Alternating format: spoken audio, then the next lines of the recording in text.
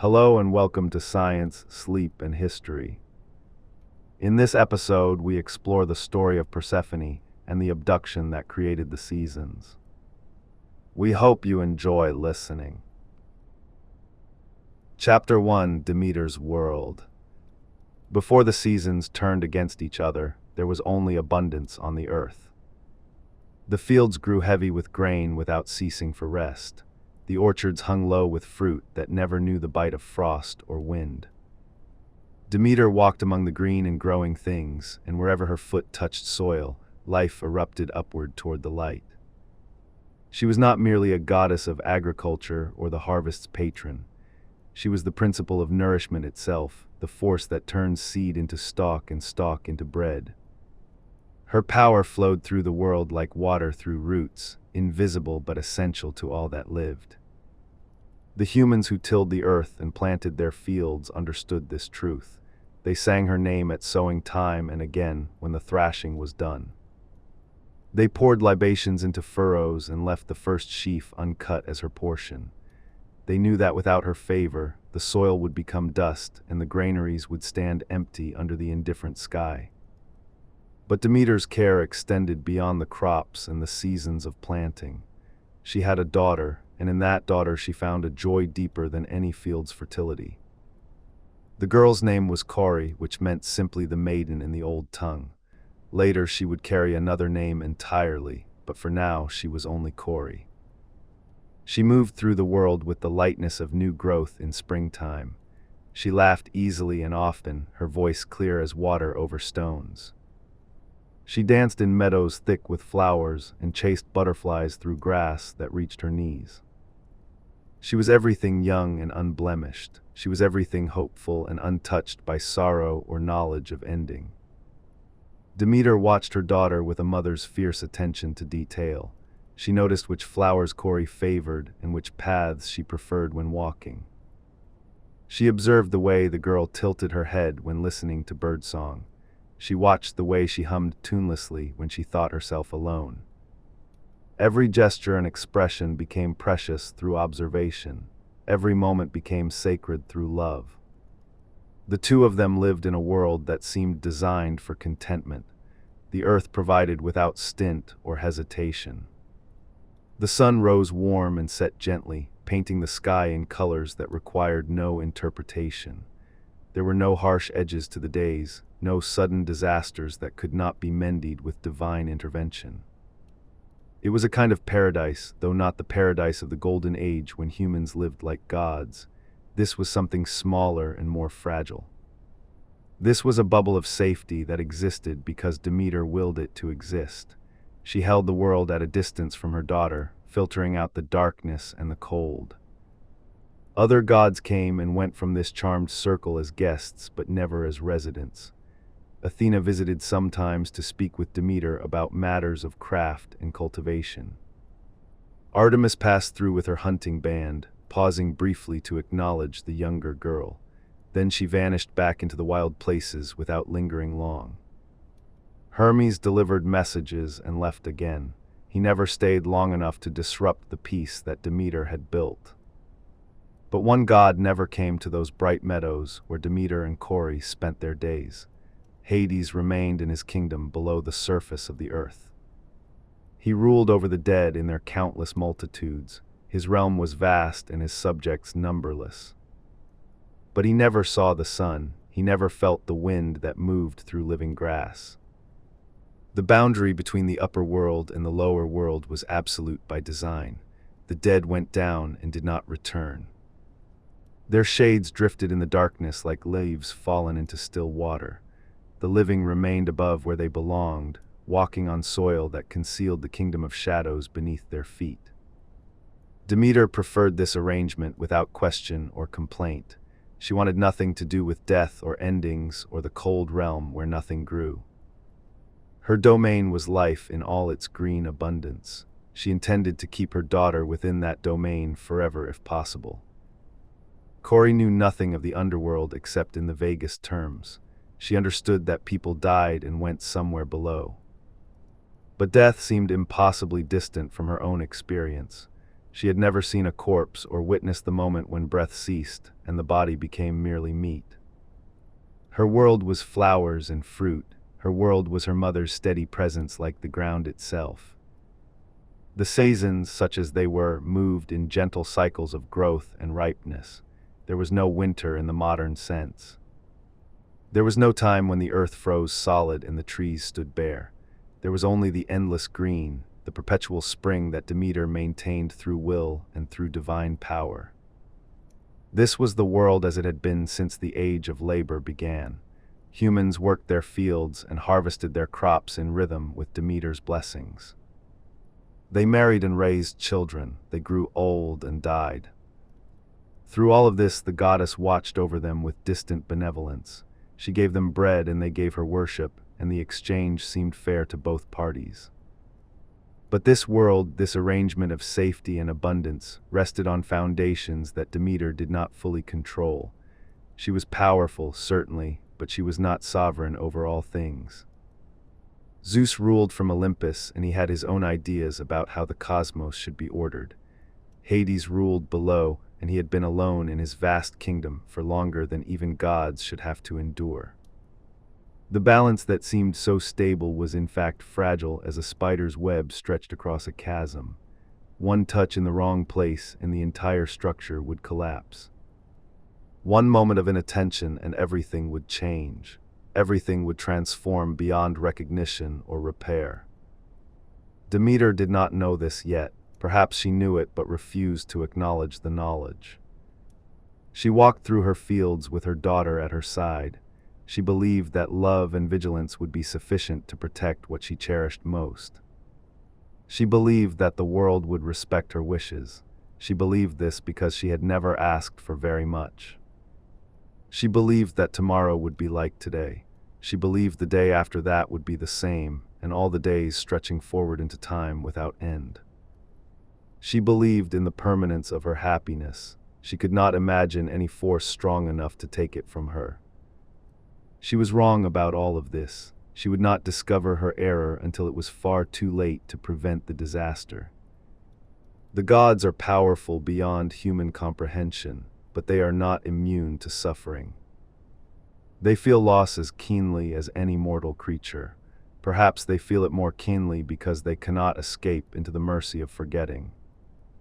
Demeter would learn this truth soon enough. The learning would break something in her that could never be fully repaired. But for now, in these last days before the breaking, she walked with Corey through meadows bright with flowers. She pointed out the different varieties and taught their names and properties. She listened to her daughter's laughter. She believed that such laughter could never end. The sun moved across the sky as it always had. It traced its ancient path from horizon to horizon. The grain ripened in the fields, the fruit swelled on the branches. Everything continued as it had continued for countless years. The great wheel of growth and harvest turned without pause or hesitation.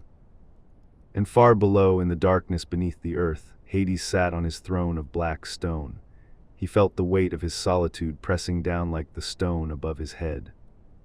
He was Lord of the dead, he was Judge of shades. But he was also profoundly and terribly alone. He had begun to think about this loneliness in ways that would soon affect the world above. The stage was set for catastrophe. None of the players knew their roles yet.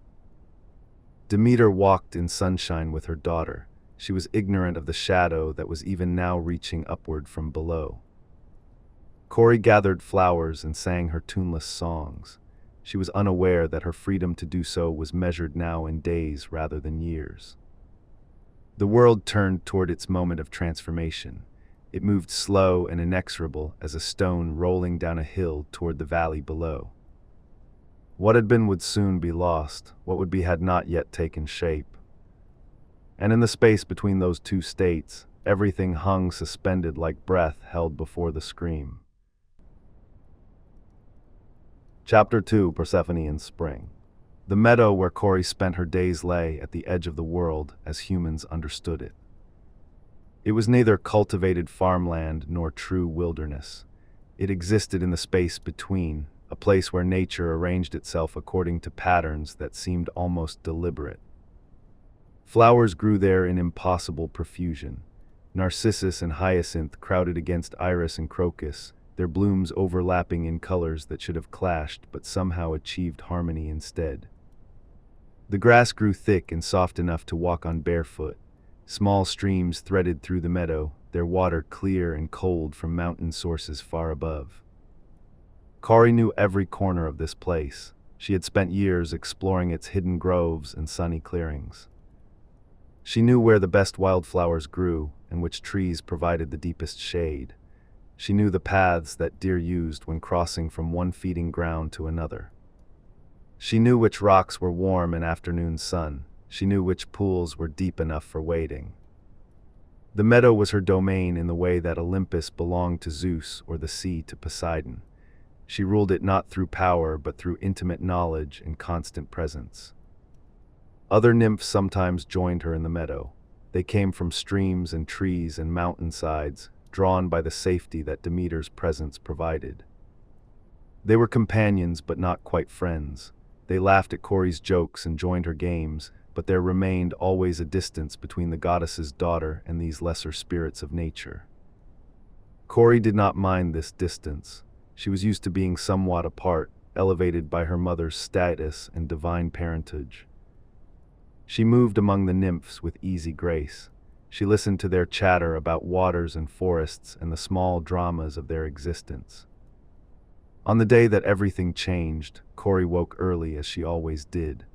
The sun had barely cleared the eastern hills when she left her mother's house and walked toward the meadow. Demeter was already awake and tending to matters that required her attention. Fields needed blessing and prayers needed answering. She watched her daughter go with the usual mixture of love and mild concern, but she did not follow because Kari was no longer a child and needed some measure of independence. The meadow welcomed Kari as it always did. The flowers turned their faces toward her as she passed, following her movement the way they followed the sun. The morning air was cool and fresh. Dew still clung to the grass and sparkled on spider webs stretched between stems. Kari walked slowly, in no particular hurry to reach any destination.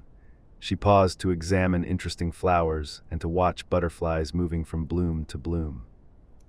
She found herself drawn toward a section of the meadow she did not visit often. It lay near the meadow's edge where the grass gave way to rockier ground. Something about the light there seemed different today.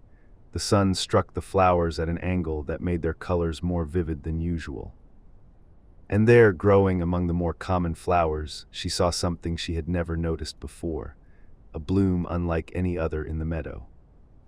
It was a narcissus, but not an ordinary one. This flower was larger and more perfect than any narcissus had right to be. Its petals were purest white with a center of gold, so bright it seemed to generate its own light. The flower swayed slightly despite the complete absence of wind. Kari approached it slowly, captivated by its impossible beauty. She had seen thousands of narcissus flowers in her life, but this one made all others seem like poor imitations. She knelt in the grass beside it. She reached out her hand, but hesitated before touching the stem. Some instinct warned her that this flower was not what it appeared to be, that it was placed here deliberately, and that touching it would have consequences. But the flower was so beautiful. Its fragrance reached her nostrils, sweet and intoxicating and unlike any scent she knew. Her hand moved forward almost of its own accord. Her fingers closed around the stem just below the bloom. The stem was cool to the touch. The texture was wrong somehow, more like metal than plant fiber. She pulled gently and the flower resisted. She pulled harder and felt the roots beginning to give way. The earth trembled beneath her knees. Just a slight vibration at first, barely noticeable, like the rumble of a distant cart on a road. The nymphs nearby paused in their play. They looked around with expressions of mild confusion, uncertain what had caused the sensation. Kari pulled harder on the flower. The roots tore free from the soil all at once and she fell backward, the bloom clutched in her hand. The earth trembled again, stronger this time. strong enough that standing became difficult, and several nymphs cried out in alarm. A crack appeared in the ground where the flower had been growing, a thin line at first, no wider than a blade of grass. Then the crack widened with a sound like stone breaking. The earth split open, and darkness poured out from below. The nymphs screamed and fled in all directions.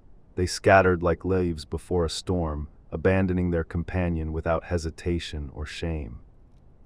Corey tried to stand, but the ground was shaking too violently. She dropped the flower and pressed her hands flat against the grass, trying to maintain balance.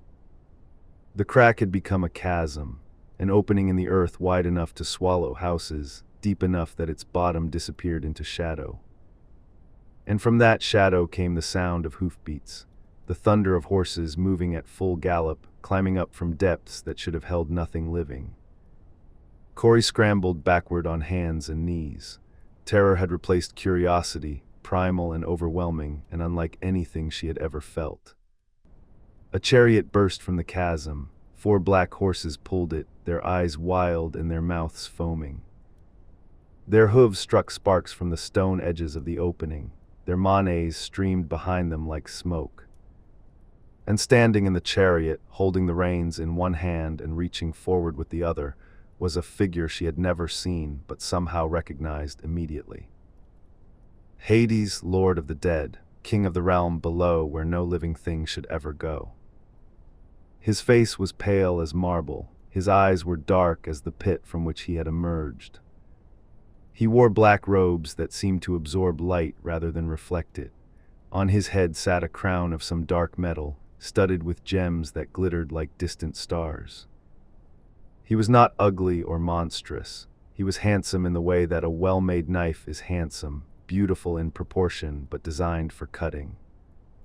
Corey tried to scream, but no sound emerged. She tried to stand, but her legs would not obey her commands. The chariot wheeled toward her with terrible precision.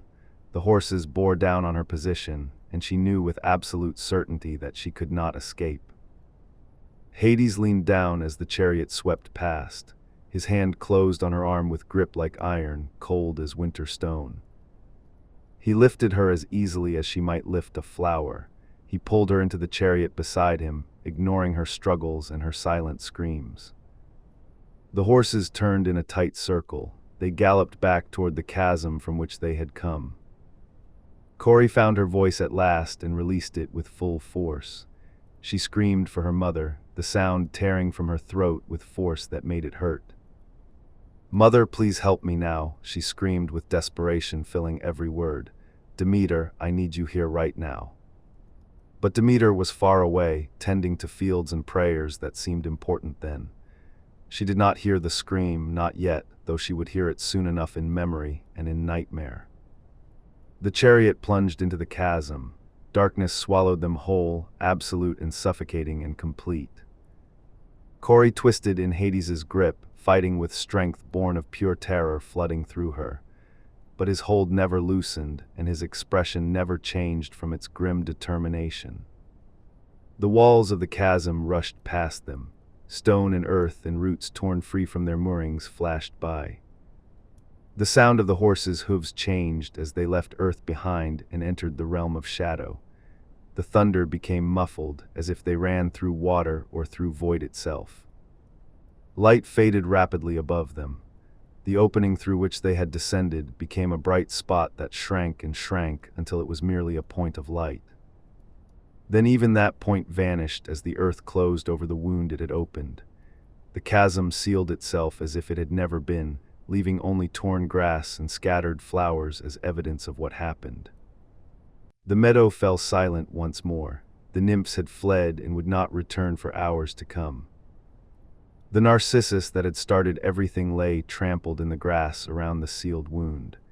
Its petals were already beginning to wilt, the unnatural beauty fading now that its purpose was fulfilled completely. And far below, descending deeper with every moment that passed, Corey screamed in darkness without end. She screamed for her mother and for the sun and for the green world she was leaving behind forever. But no one in the world above could hear her now in that deep place. She had passed beyond the realm where prayers were answered or mothers could protect their daughters from harm. She had entered the kingdom of the dead at last. She had become, though she did not know it yet, something more and something less than what she had been moments before. Chapter 3: Demeter's Discovery. Demeter felt the scream before she heard it with her ears. It came to her as a disturbance in the fabric of the world itself, a wrongness that made her stop mid-gesture, her hand raised above a field of wheat that suddenly seemed less important than breathing. Something had happened to her daughter in that moment. She knew this with the certainty that mothers know things beyond reason or evidence or logical thought. She abandoned the field instantly without a backward glance. She ran toward the meadow with speed that mortal eyes could not have followed if they tried. The distance collapsed beneath her feet with each stride she took. What should have taken an hour required only moments when a goddess moved with purpose and with fear driving her forward. She reached the meadow's edge and stopped abruptly there. The silence struck her first, wrong and unnatural for a place that should have been alive with birdsong and insect hum throughout. The flowers still bloomed, but they seemed muted somehow in their colors. Their colors were less vibrant than they had been that morning when she left her daughter here. Demeter walked forward slowly now with growing dread inside her chest. She called her daughter's name, and her voice sounded flat in the strange quiet around her. "Cori, where are you now, child?" she called out into the silent meadow before her. "Answer me if you can hear my voice calling to you." No response came back to her ears at all. No laughter or footsteps or rustle of movement through the grass anywhere in the stillness. She walked deeper into the meadow with growing alarm in her chest tightening. She followed the paths that Cori favored, checking each familiar spot where the girl might have stopped to rest or play alone. The streams ran as they always had through their channels in the ground. The trees stood unchanged in their positions across the grass and earth. But Cori was nowhere to be found at all, not in the clearings or the groves or beside the pools where she sometimes sat with her feet in the water cooling them. Demeter's walk became a run again with panic rising in her throat. She circled the entire meadow, calling her daughter's name until her throat grew raw from the effort. She found the nymphs huddled together near the northern edge of the open ground stretching before her. They trembled when they saw her approach, their eyes wide with residual terror still fresh in their memories. "Tell me where she is now," Demeter demanded with force behind each word she spoke. Her voice carried an edge that made the nymphs shrink back even further into themselves for protection. They stammered and contradicted each other in their haste to speak first. Their story came out in fragments, incoherent with fear and confusion still gripping them tightly even now. "The earth opened wide before us," one of them said with a shaking voice that trembled. "It split apart like rotten fruit, and something came out from below the ground we stood on." "There were horses pulling a chariot forward," another one added with trembling lips visible to all. "Black horses pulling a chariot made of shadow and iron and darkness itself somehow." "A man stood in that chariot tall," a third one whispered with terror still evident in her eyes. "Tall and pale and crowned with darkness that hurt to see directly. He took her and she screamed, but we could not help her then or stop him." Demeter felt something break inside her chest with an audible crack, a physical sensation like bone cracking under impossible pressure from some great weight. "Tell me which direction they went," she asked them with controlled fury barely contained within her. Her voice was very quiet now, more dangerous in its quietness than any shout could have been to hear from her lips. The nymphs pointed toward the far edge of the meadow with their shaking hands extended. Demeter ran again, leaving them behind without another word spoken between them in that moment. She found the place easily enough with her divine senses guiding her steps. The grass was torn and trampled, the earth disturbed in a rough circle showing violence. And there in the center, barely visible beneath scattered dirt and soil, she saw marks in the stone beneath the soil covering it. Wheel ruts and hoof prints, already beginning to fade from existence even as she watched. She knelt and pressed her hands flat against the disturbed earth beneath her palms. She closed her eyes and sent her awareness downward, seeking any trace of her daughter's presence remaining here. She felt the echo of divine power lingering in the spot, not her own and not Corey's, but something else, something cold and ancient and absolute in its authority over death. She knew that power immediately upon feeling its touch. She had felt it before in places where the earth touched the realm below the surface of the world. Hades had come to the surface world from his kingdom. Hades had taken her daughter down into his kingdom of shadows and silence and the endless dead. The knowledge struck her with force that drove the breath from her lungs completely. She remained kneeling in the torn earth, unable to move or think or process what she now knew to be true beyond doubt. Her daughter was in the underworld now. Her daughter was in the one place from which no living thing could return to see the sun again. The dead went down and stayed down forever. That was the law, ancient and unbreakable, established before even the gods had taken their current forms and positions. Demeter stood slowly with effort that cost her more than it should. Her hands were covered in dirt, and she did not bother to brush them clean of the soil. She looked around at the meadow with new eyes now, at the flowers and the grass and the trees standing in their places. Everything that moments ago had seemed beautiful now appeared hollow and meaningless to her sight. What did it matter if flowers bloomed in their seasons? What did it matter if the grain grew tall and the fruit hung heavy on the branches waiting for harvest? Her daughter was gone from this world.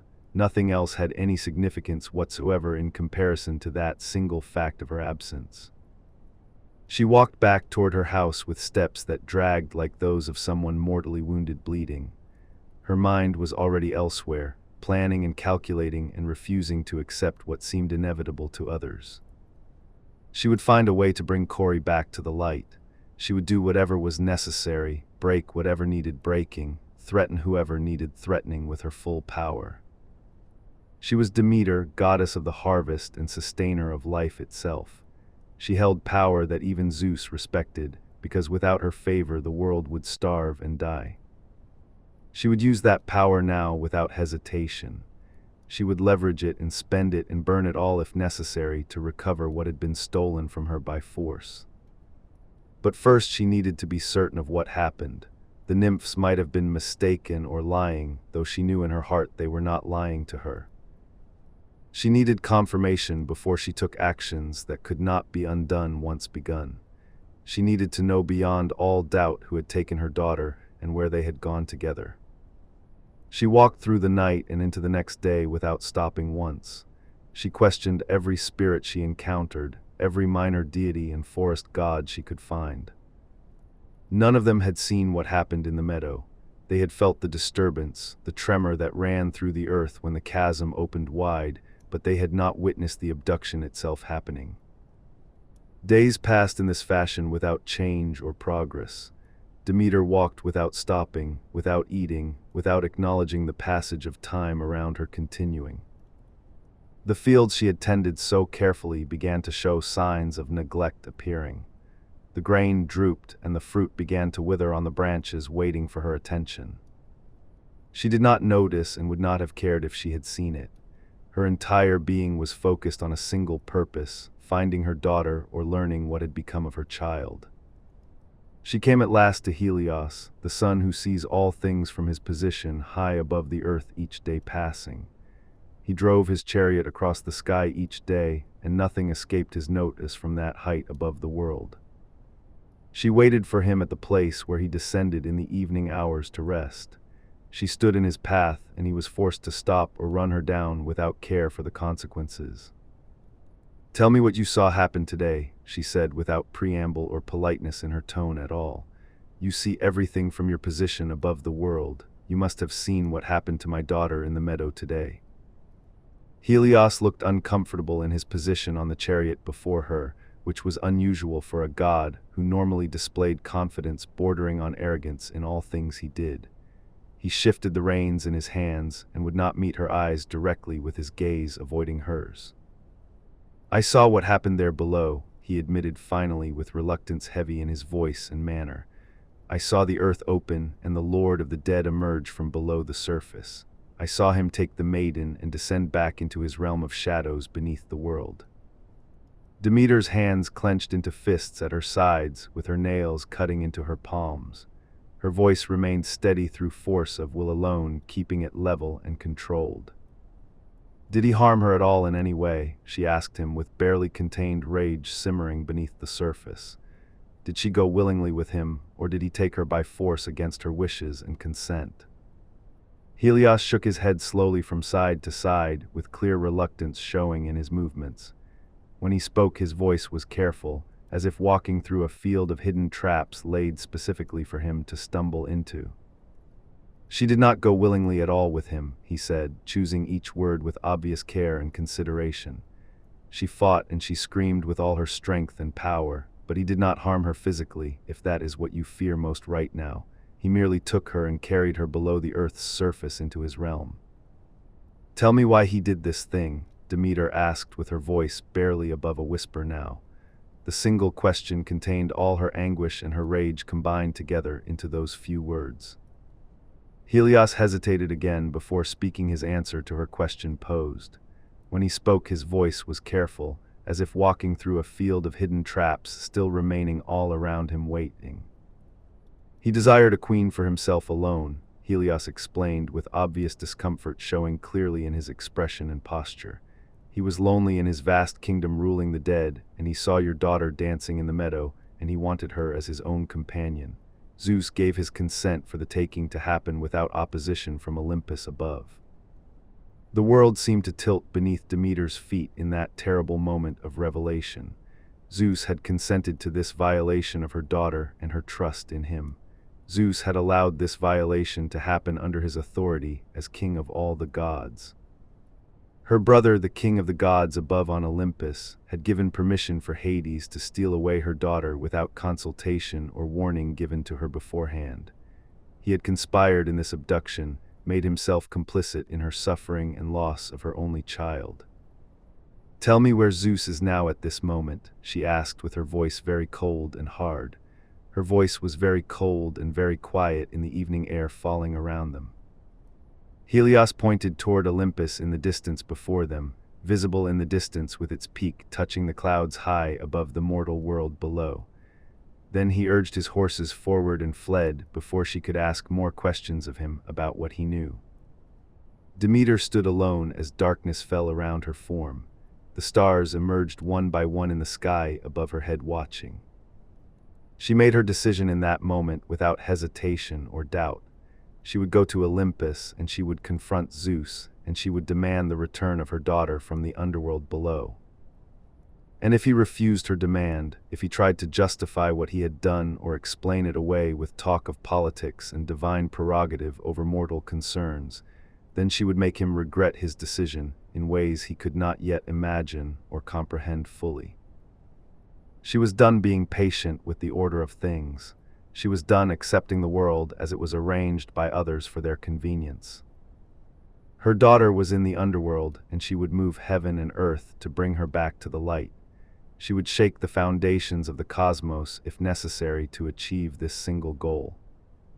The gods would learn that there were some things more powerful than authority and tradition, that a mother's love could be more dangerous than any weapon ever forged by Hephaestus in his forge below.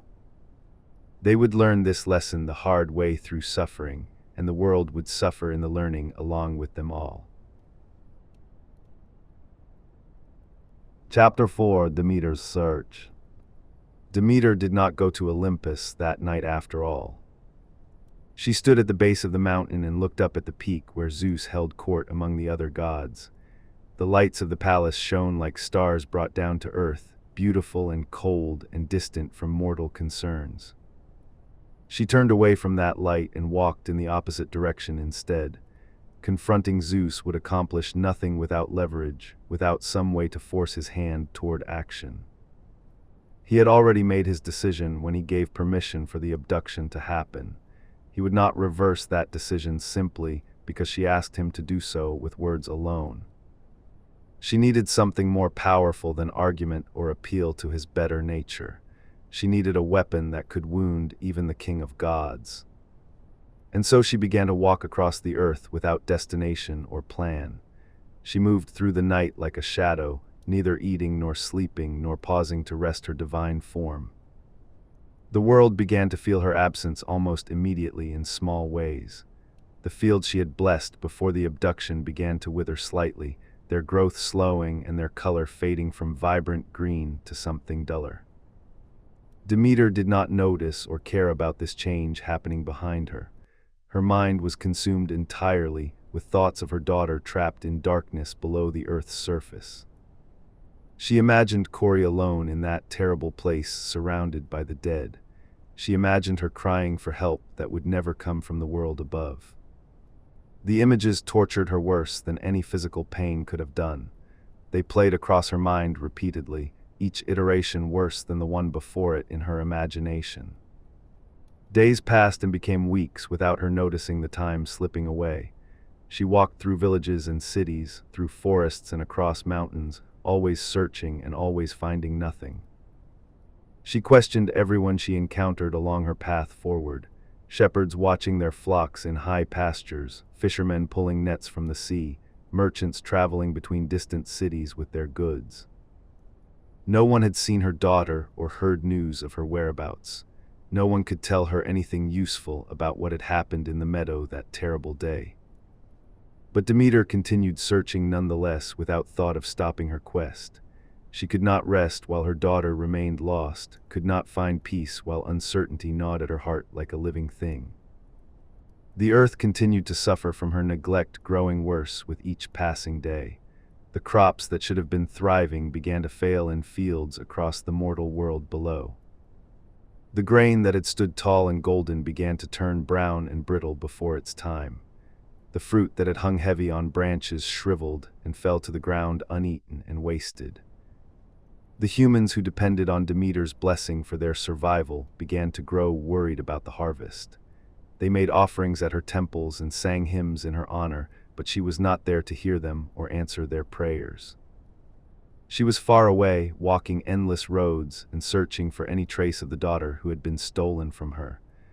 The prayers of mortals seemed distant and unimportant compared to her own grief consuming her entirely. Weeks became months, and still she found nothing of use to her search. No sign or clue or whisper of information that could lead her to her daughter's location. She began to disguise herself as she traveled through the mortal world around her. She took the form of an old woman, bent and weathered by years of hardship and toil. In this form she could move among humans without drawing attention to her divine nature. She could ask questions and listen to conversations without mortals recognizing who she truly was beneath the disguise. She learned much about the world in this fashion that she had never known before. She saw how mortals struggled to survive, how they labored from dawn to dusk just to feed their families and themselves. She saw their suffering and their small joys, their hopes and their fears expressed in daily life. She saw how fragile their existence was, how dependent on forces beyond their control entirely. But she also saw their resilience and their capacity for endurance despite hardship. They continued working their fields even as the crops failed around them in increasing numbers. They shared what little food they had with neighbors and strangers alike. They sang songs and told stories to keep their spirits up when everything seemed hopeless and dark. Demeter watched all this with a part of her mind not consumed by grief. She had always known that humans were dependent on her blessings for survival and prosperity. But she had never truly understood what that dependence meant in practical terms until now. She had never seen up close how a failed harvest translated into hunger and suffering for actual people. The knowledge should have moved her to return to her duties as goddess of agriculture. It should have compelled her to end this search and restore the natural order of growth and harvest. But it did not move her at all in that direction. Her daughter mattered more than any number of mortal lives, more than the entire world's prosperity and health combined. Let the crops fail and the people starve if necessary to accomplish her goal. She would not abandon her search until she had exhausted every possible avenue of investigation remaining. She came at last to a city called Eleusis, located not far from Athens on the coast. It was a prosperous place with good farmland and a natural harbor for ships bringing trade. The people there had heard of the goddess Demeter, but they did not recognize her in her disguised form as an old woman. They saw only a traveler in need of rest and shelter from the road. A woman named Metanera took pity on the old woman standing alone near the city's gates. She approached Demeter with kindness in her eyes and concern in her voice. "You look weary from your travels, grandmother," Metanera said with genuine warmth in her tone of voice. "Come with me to my house and rest yourself properly. We have food and a place for you to sleep safely through the night." Demeter considered refusing the offer and continuing on her endless journey forward, but something about this woman's kindness touched her in a way nothing else had since the abduction occurred. She accepted the invitation and followed Metanera through the streets of Eleusis toward her home. The house was large and well built, speaking of wealth and status within the city's social structure. Metanera's husband was Celeus, the king of Eleusis, ruling over the surrounding lands. They had several children, including an infant son named Demeter, who was their youngest and most treasured child. The family welcomed the disguised goddess into their home without suspicion or hesitation about her true nature. They offered her food and wine and a comfortable place to sit by the fire warming herself. Demeter ate little and spoke less, maintaining her disguise through careful control of her divine nature. She watched the family interact with each other, seeing the love and care they showed in small gestures. Metanera noticed the old woman's silence and her sad expression that never quite left her weathered face. She sat down beside Demeter and spoke gently to her as one woman to another. "You carry great sorrow with you, grandmother," Metanera observed with compassion evident in her manner and words.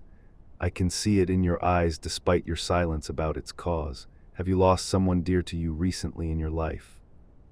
Demeter looked at this mortal woman who showed such kindness to a stranger in need. For the first time since the abduction occurred, she felt the urge to speak honestly about what had happened. "I had a daughter once," Demeter said quietly with her voice rough from disuse over these long months. "She was everything beautiful and good in the world to me. She was taken from me by force and carried to a place where I cannot follow her path or reach her." Metanera's expression filled with sympathy and understanding at these words spoken with such pain. She reached out and took the old woman's hand in her own, squeezing it gently in comfort. "I cannot imagine such a loss happening to me," Metanera said with tears forming in her eyes at the thought.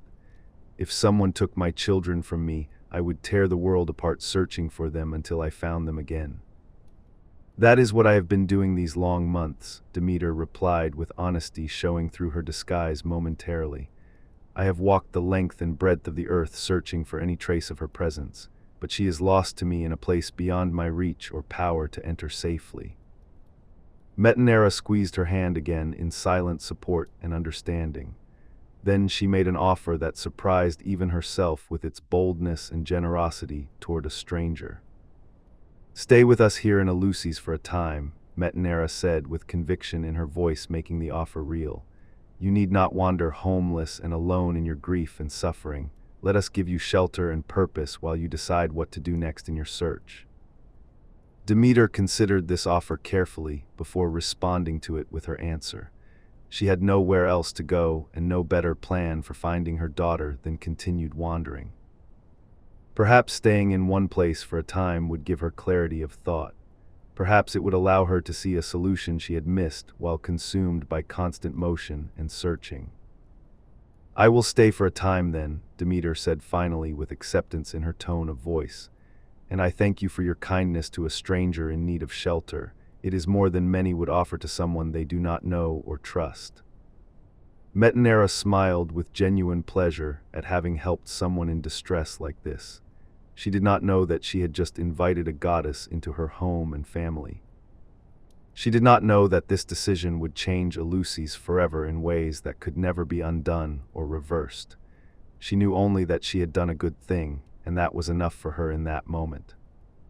Demeter settled into the household as a nursemaid for the infant Demeter who needed constant care. She held him and fed him and sang to him in the quiet hours of night when sleep would not come. In caring for this mortal child, she found some small measure of comfort for her own loss.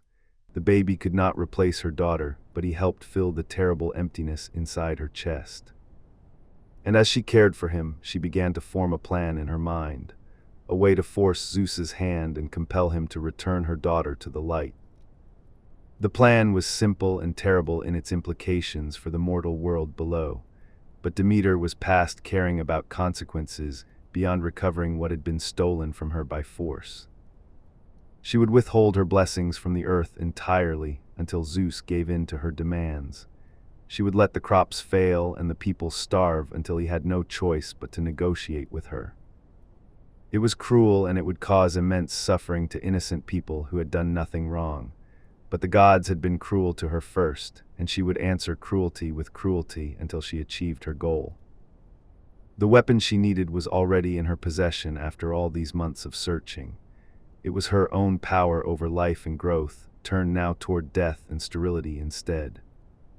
She would wield that weapon without mercy or hesitation, until the gods learned that even they could not simply take what they wanted without consequences following their actions. The world would learn what happened when a mother's love was denied and violated by those who should have known better. They would learn through suffering and through loss of their own until they understood what they had done. Chapter 5: The Underworld Throne. Corey had stopped screaming long ago in the darkness surrounding her completely. Her voice had given out after what might have been hours or days in that lightless descent. Time had no meaning in the depths through which the chariot plunged ever downward toward its destination. The horse's hooves struck stone that rang with hollow echoes in the vast space. The sound reverberated off walls that Corey could not see, but could sense somehow stretching infinitely far in all directions around her. Gradually, impossibly, light began to appear in the darkness ahead of them moving forward. Not sunlight or firelight, but something else entirely, a pale phosphorescence that emanated from the stones themselves without warmth. The light revealed a cavern so vast that its ceiling disappeared into shadow far above their heads. Columns of rock descended from that invisible ceiling like the pillars of some ancient temple built by giants. Rivers flowed through the cavern in channels carved deep into the stone floor beneath them. The water, if it could be called water, was dark and sluggish and gave off no reflection of the pale light around it. Shades drifted along the riverbanks like smoke given vague human form without substance. They moved without purpose or direction, their faces empty of expression or recognition or any sign of consciousness remaining. Corey stared at these figures with horror growing in her chest with each passing moment. These were the dead, she realized with sick certainty filling her completely. These were the souls of those who had lived and died and come to this place of shadow. The chariot followed a road that wound between the rivers toward a structure visible in the distance ahead. A palace carved from black stone that absorbed the pale light rather than reflecting it back. Towers rose from the palace in jagged points like broken teeth against the cavern's darkness. Windows gaped like empty eye sockets in walls that seemed to have grown from the stone rather than been built upon it. The horses slowed as they approached the palace gates standing open before them. Their breath no longer steamed in the cold air of this deep place underground. Hades had not spoken a single word during the entire descent from the surface above. He held the reins in one hand and kept his other hand on Corey's arm, not tightly but firmly enough to prevent any thought of escape. Now, as the chariot passed through the gates into a courtyard beyond them, he finally released her arm and stepped down from the chariot onto the stone below. "Welcome to your new home here, Persephone," he said with his voice echoing slightly in the enclosed space around them both. "I know this is not what you expected or wanted from your life above the surface, but you will come to understand why this was necessary in time passing before us." Corey stared at him with incomprehension and rage warring in her expression together at his words. The name he had called her was not her own name at all given by her mother. "My name is Corey, not Persephone," she said with her voice hoarse from screaming but still defiant in its tone toward him. I am not Persephone or whoever you think I am supposed to be here in this place. Hades regarded her with something that might have been sympathy in his dark eyes meeting hers. He gestured toward the palace entrance standing open beyond the courtyard where they now stood. Kori was who you were in the world above us, he explained with patience in his voice that infuriated her further. But that name belongs to a maiden free to dance in meadows and gather flowers. You are no longer that maiden anymore after what has happened. You are Persephone now, which means the one who brings destruction, and you are queen of this realm beside me. I am not your queen at all, Kori said with fury making her voice shake despite her efforts at control over it. I am not anything to you except your prisoner taken by force from my home. You have no right to rename me or claim me as anything other than your victim here. Hades's expression did not change at her words spoken with such venom toward him. He had expected this resistance and was prepared to wait as long as necessary for her acceptance. Come inside with me now, he said simply, turning toward the palace entrance without waiting for her agreement to his request. You must be hungry and exhausted from the journey here to my realm. I will show you to your chambers where you can rest and gather your thoughts about your situation here. Kori considered refusing to move from this spot in the courtyard. She considered simply sitting down on the cold stone and refusing to cooperate with any of his plans for her. But what would that accomplish except her own discomfort in this terrible place?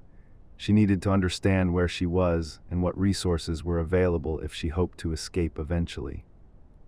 She followed him through the entrance into corridors carved from the same black stone as the exterior.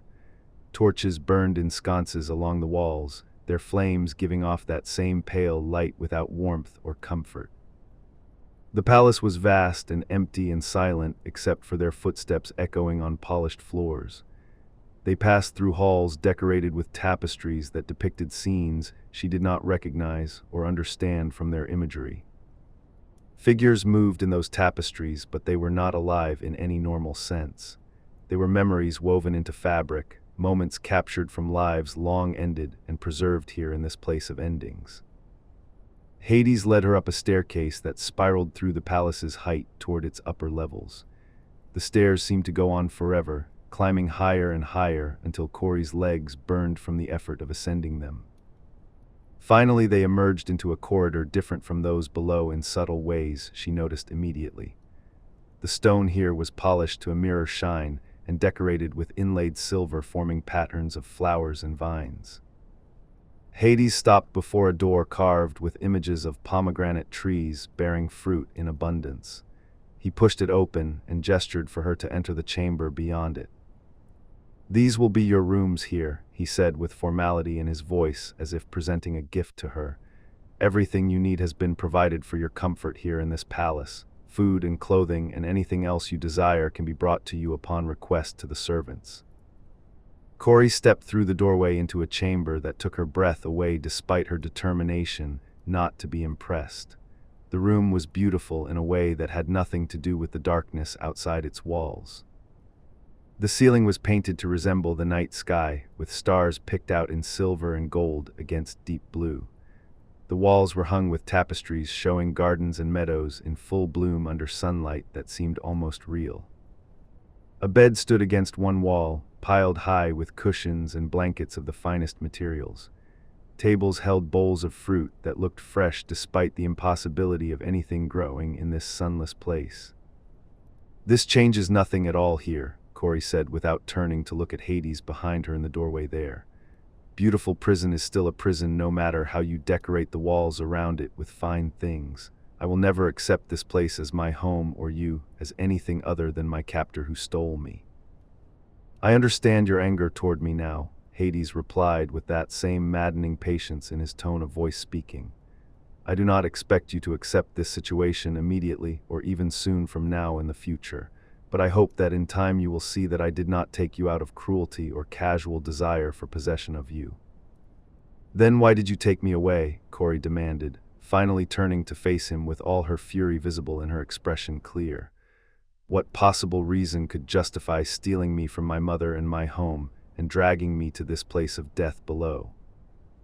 Hades was silent for a long moment before answering her question with complete honesty. When he spoke, his voice carried a weight of loneliness that even Kari could hear beneath the words. "I have ruled this kingdom alone since the world was divided among the three brothers after the war," he said with weariness showing through his usual composure finally. "I have judged the dead and maintained order among the shades and kept the boundaries secure between my realm and yours above. And through all of that time, I have been completely alone in ways that even the dead cannot fully experience." He stepped further into the room, though he kept his distance from where she stood watching him warily. He looked around at the painted ceiling and the tapestries depicting sunlight and growing things. "I saw you dancing in your meadow one day," he continued with his voice softer now than before. "I saw you laughing and gathering flowers and being everything that does not exist in my kingdom below. And I wanted that light here with me in this darkness that never ends or changes. I wanted someone who understood life to share this realm of death with me." "So you took me by force then," Kari said with bitter accusation in every word she spoke to him directly. "You decided what you wanted, and you simply took it without any consideration for what I wanted or what my mother would suffer from my absence here." "Zeus gave his permission for the taking," Hades said, though even he seemed to recognize how weak this justification sounded spoken aloud to her. "He is king of the gods and his word is law among us all. I asked and he granted my request to take you as my queen here." "My mother was not asked about this," Kari said with her voice rising in anger again at this admission from him. "She was not consulted or given any choice in what happened to her daughter at all. You and Zeus conspired to take me without her knowledge or consent given freely." Hades had no answer to this accusation that could satisfy her rage at what had been done. He inclined his head slightly in acknowledgement of the truth in her words. "I will leave you to rest now here," he said, backing toward the door with his eyes still on her face watching. "Food will be brought to you shortly if you wish to eat anything at all. Call out if you need anything and the servants will hear you immediately." He left before she could respond to his words, closing the door softly behind him in the silence. Kari stood alone in the beautiful chamber and felt the weight of her situation settling over her like a physical burden. She was trapped in the underworld with no clear way to escape back to the surface. Her mother did not know where she was or how to reach her in this place. She was alone among the dead in a kingdom ruled by a god who claimed to want her as his queen. A god who had stolen her from everything she knew and loved. She crossed to the window and looked out at the view beyond the glass set in the frame. The cavern stretched away into darkness, the pale rivers winding between banks crowded with shades drifting endlessly. Somewhere far above, beyond countless layers of stone and earth in distance impossible to measure, was the sunlit world she had been stolen from. Her mother would be searching for her by now, she was certain of that fact. But how could Demeter find her in this place beneath the earth's surface? How could anyone reach her here where the living were not meant to come? Kari turned away from the window and examined the room more carefully with her eyes adjusted to the pale light. She noted the door and the window and the furnishings placed throughout the space. Everything was beautiful and comfortable and completely useless for escape from this prison. The window looked out but did not open to let air pass through. The door had no lock, but she suspected it would not open from the inside without permission. She was being given the illusion of comfort and hospitality while remaining completely trapped in reality. It was a cruel kindness that made her captivity all the more bitter to endure. A knock came at the door some time later, though she could not say how much time had passed. Time seemed strange here without sun or moon to mark its passage across the sky above. "Enter if you must come in," she called out without moving from where she sat on the edge of the bed waiting. The door opened to reveal a shade, more substantial than those drifting by the rivers but still visibly not fully alive.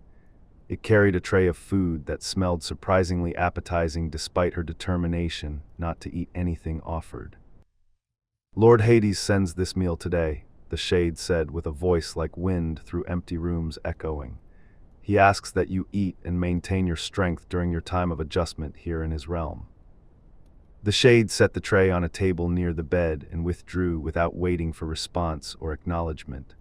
The door closed again, and Corey was alone once more with her thoughts. She looked at the food on the tray with suspicion growing in her mind about its purpose. She had heard stories about the underworld, fragments of tales told by poets and priests. One detail came back to her now with sudden clarity and concern about its implications. Anyone who ate food from the realm of the dead would be bound to that realm forever. She did not know if this was true or merely superstition and folklore, but she would not risk testing it by eating what was offered to her here. She would starve if necessary rather than bind herself to this place through her own actions. She would resist in every way possible until rescue came or death released her from this torment. Hades wanted a queen beside him in his lonely kingdom beneath the earth, but he would not have one willingly as long as she had any choice remaining in the matter. She would be Corey still, not Persephone as he had named her against her will. She would remember the sun and the flowers and her mother's love. And she would wait for salvation that must surely come eventually from the world above where she belonged. Chapter 6: The Dying Earth. The world above began to die in earnest as Demeter withdrew her blessings entirely from the earth. What had started as mere neglect during her search became active withholding of the divine power that sustained all growing things. She turned her back on the fields and orchards and let nature take its course without her intervention. The crops that had been struggling now failed completely across the mortal lands below Olympus. The grain turned brown and brittle in the fields, crumbling to dust when farmers tried to harvest what little remained standing. The fruit trees bore no fruit at all this season for the first time in living memory. Their branches remained bare, even in what should have been the height of ripeness and abundance. The vegetables planted in gardens withered before they could mature enough to eat. The roots dug from the ground were small and stunted, and barely worth the effort of harvesting them from the soil. Animals that depended on grain and grass for their survival began to starve along with the humans who owned them.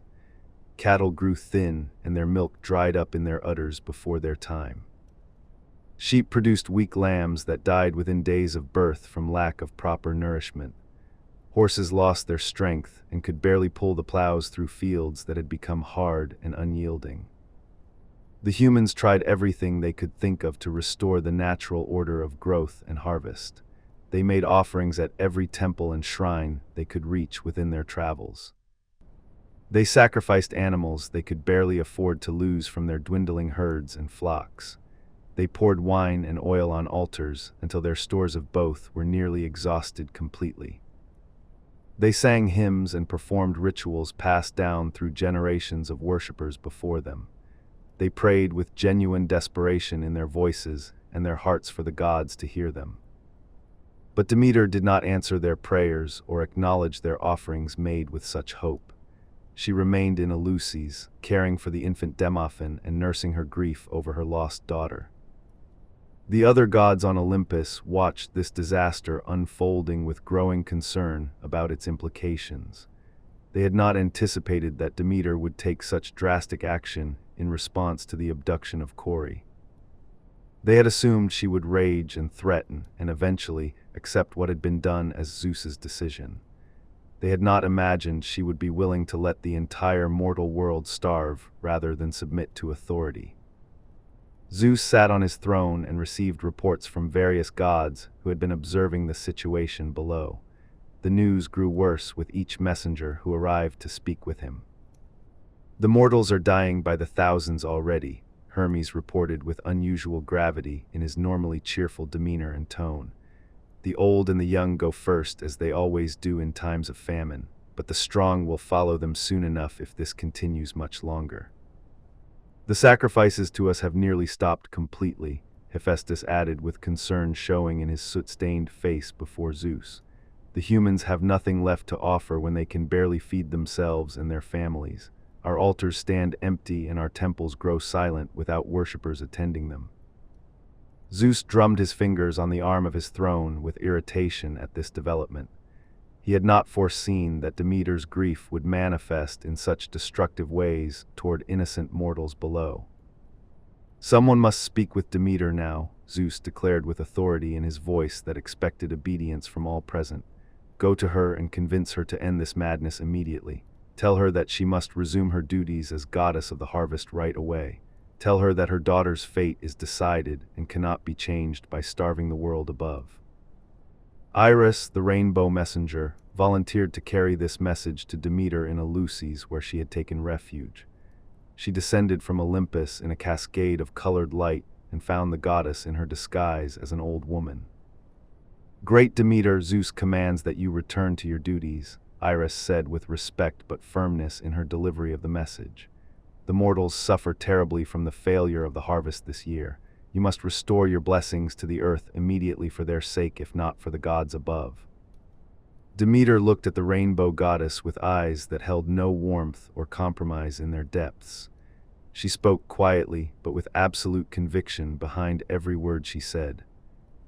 Tell Zeus that I will not resume my duties until my daughter is returned to me, Demeter replied with finality in her tone that brooked no argument.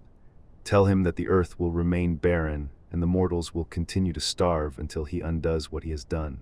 Tell him that I am prepared to let the entire world die if that is what it takes to force his hand. Iris returned to Olympus with this message and delivered it to Zeus before the assembled gods. A murmur of consternation ran through the divine audience at her words repeated exactly as spoken. She cannot be serious about this threat, Aphrodite said with disbelief evident in her beautiful features showing concern. Surely she will relent before allowing such widespread death and suffering to continue indefinitely into the future.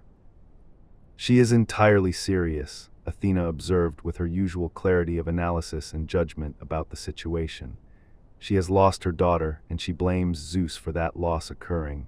She will not yield until he addresses her grievance with action rather than empty words and commands. Zeus stood from his throne and paced the length of the great hall with frustration visible in every movement. He was accustomed to his authority being respected and obeyed without question or resistance from others. But Demeter had found a way to resist that authority effectively through her control over the harvest.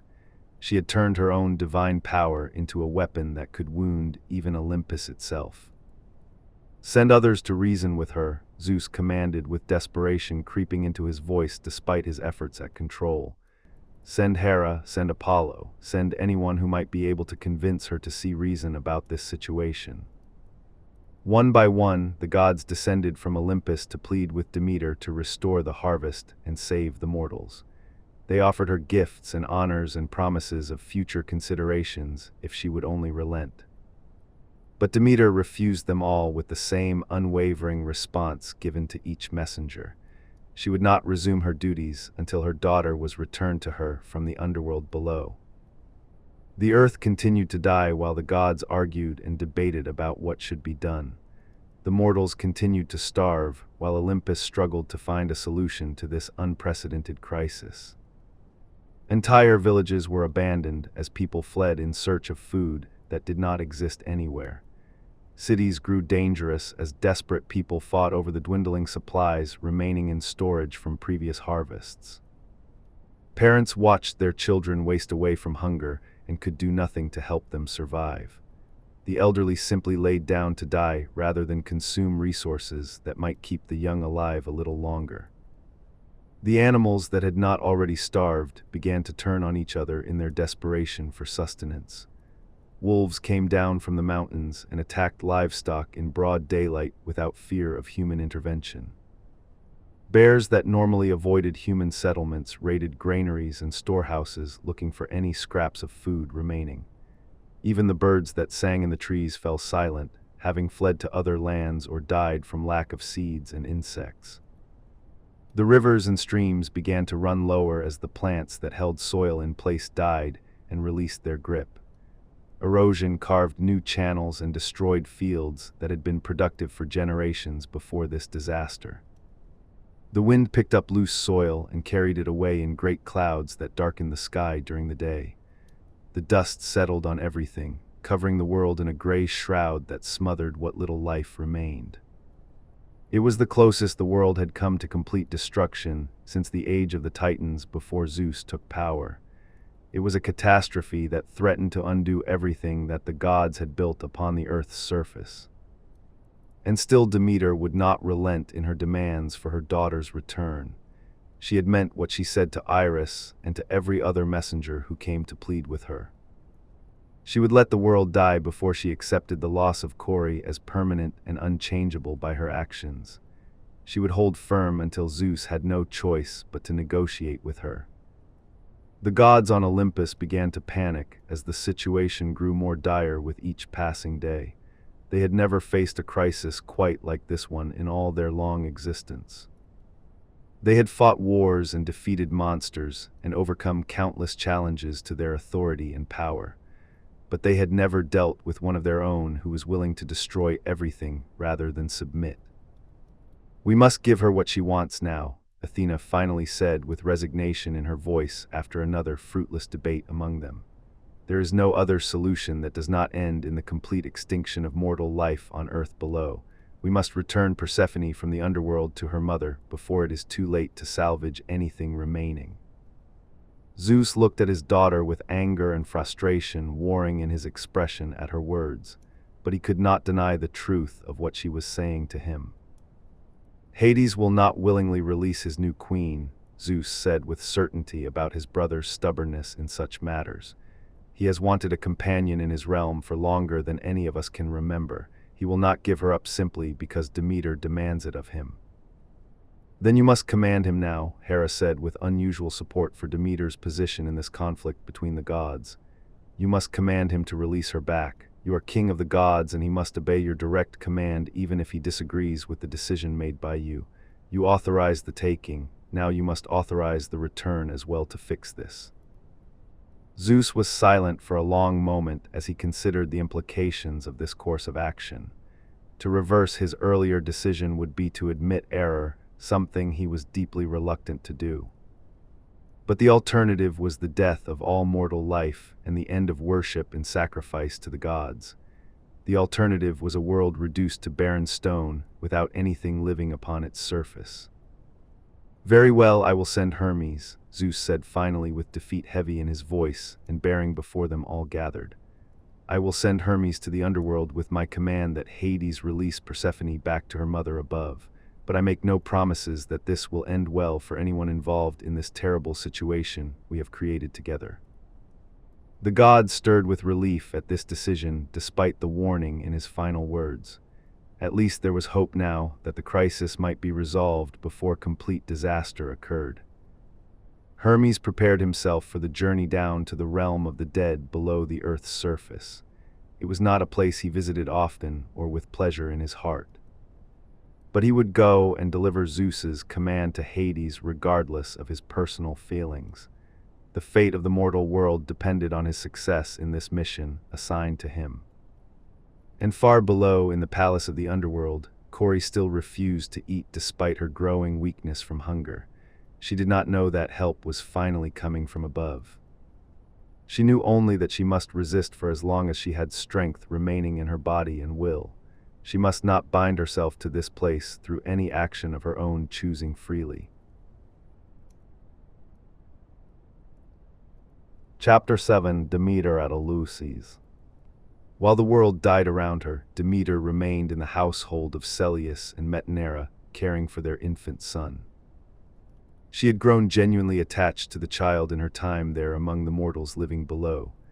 Demeter reminded her of what Kori had been as an infant, small and helpless and dependent on others for survival and care. Holding him eased some small part of the terrible emptiness inside her chest where her daughter should have been with her. Not much, but enough to keep her from losing herself completely to grief and rage consuming her from within. She fed him and bathed him and sang to him in the quiet hours of night. The songs were old ones, older than humanity itself, passed down from the age when the Titans walked the earth. Mythology watched the old woman with her son and marveled at the care she showed him. The baby thrived under this attention, growing stronger and healthier than seemed possible for one so young. "You have a gift with children, old woman," Mythology observed one evening as Demeter rocked the infant to sleep in her arms.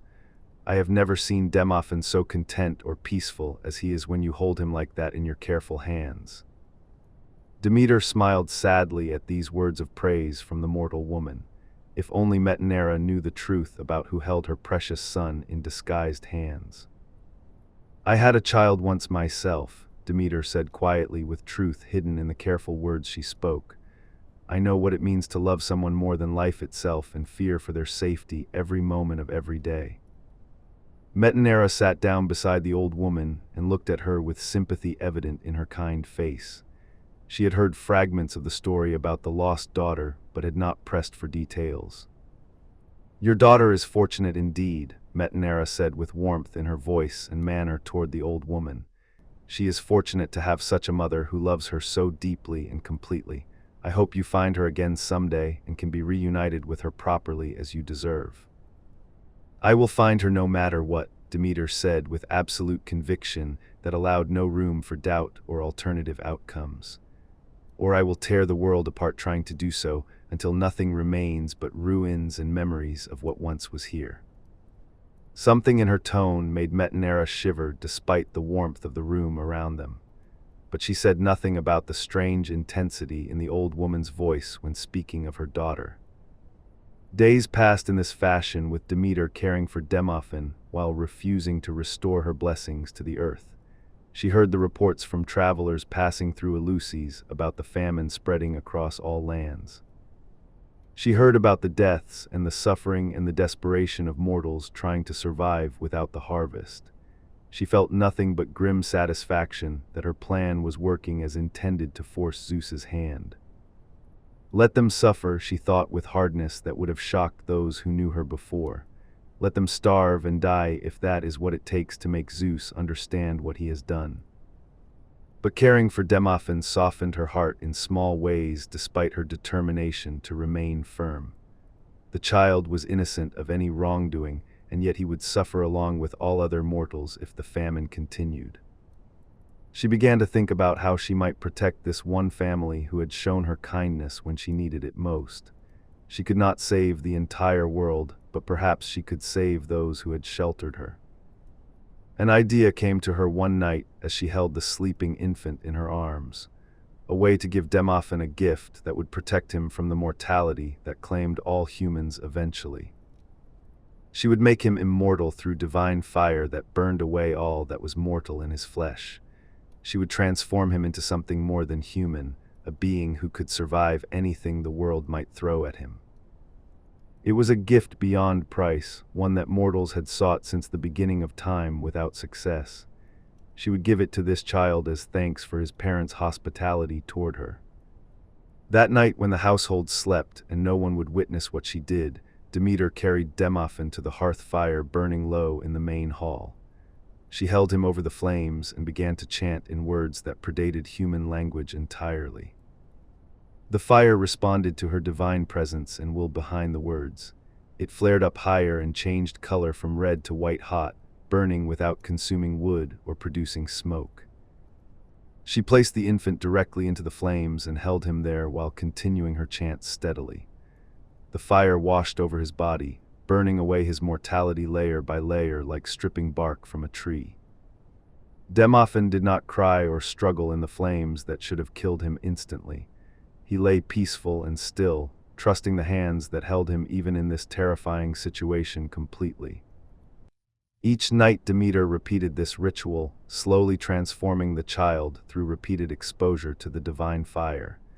Each morning Demophan appeared healthier and stronger than he had been before the transformation began. Metanera noticed the changes in her son, but did not understand their cause or meaning.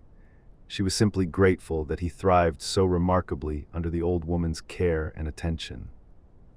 But one night Metanera woke from troubled dreams and went to check on her infant son. She walked quietly through the house toward the main hall where she had left him sleeping earlier. She rounded the corner and saw a sight that stopped her heart with terror immediately. Her son was suspended in the middle of the hearth fire, held there by the old woman who chanted in an unknown language. Metanera screamed with all the force of maternal instinct and horror combined together. She rushed forward toward the hearth, prepared to throw herself into the flames if necessary to save her child. Demeter turned at the scream, and her concentration broke completely from the interruption. The spell she was weaving shattered like glass struck by a stone and dispersed into nothing. She pulled Demophan from the fire hastily before Metanera could reach them. The child was unharmed, but the transformation was incomplete, stopped before it could finish what had been started. "What have you done to my son here?" Metanera shrieked with rage and fear, making her voice shrill and harsh in the night.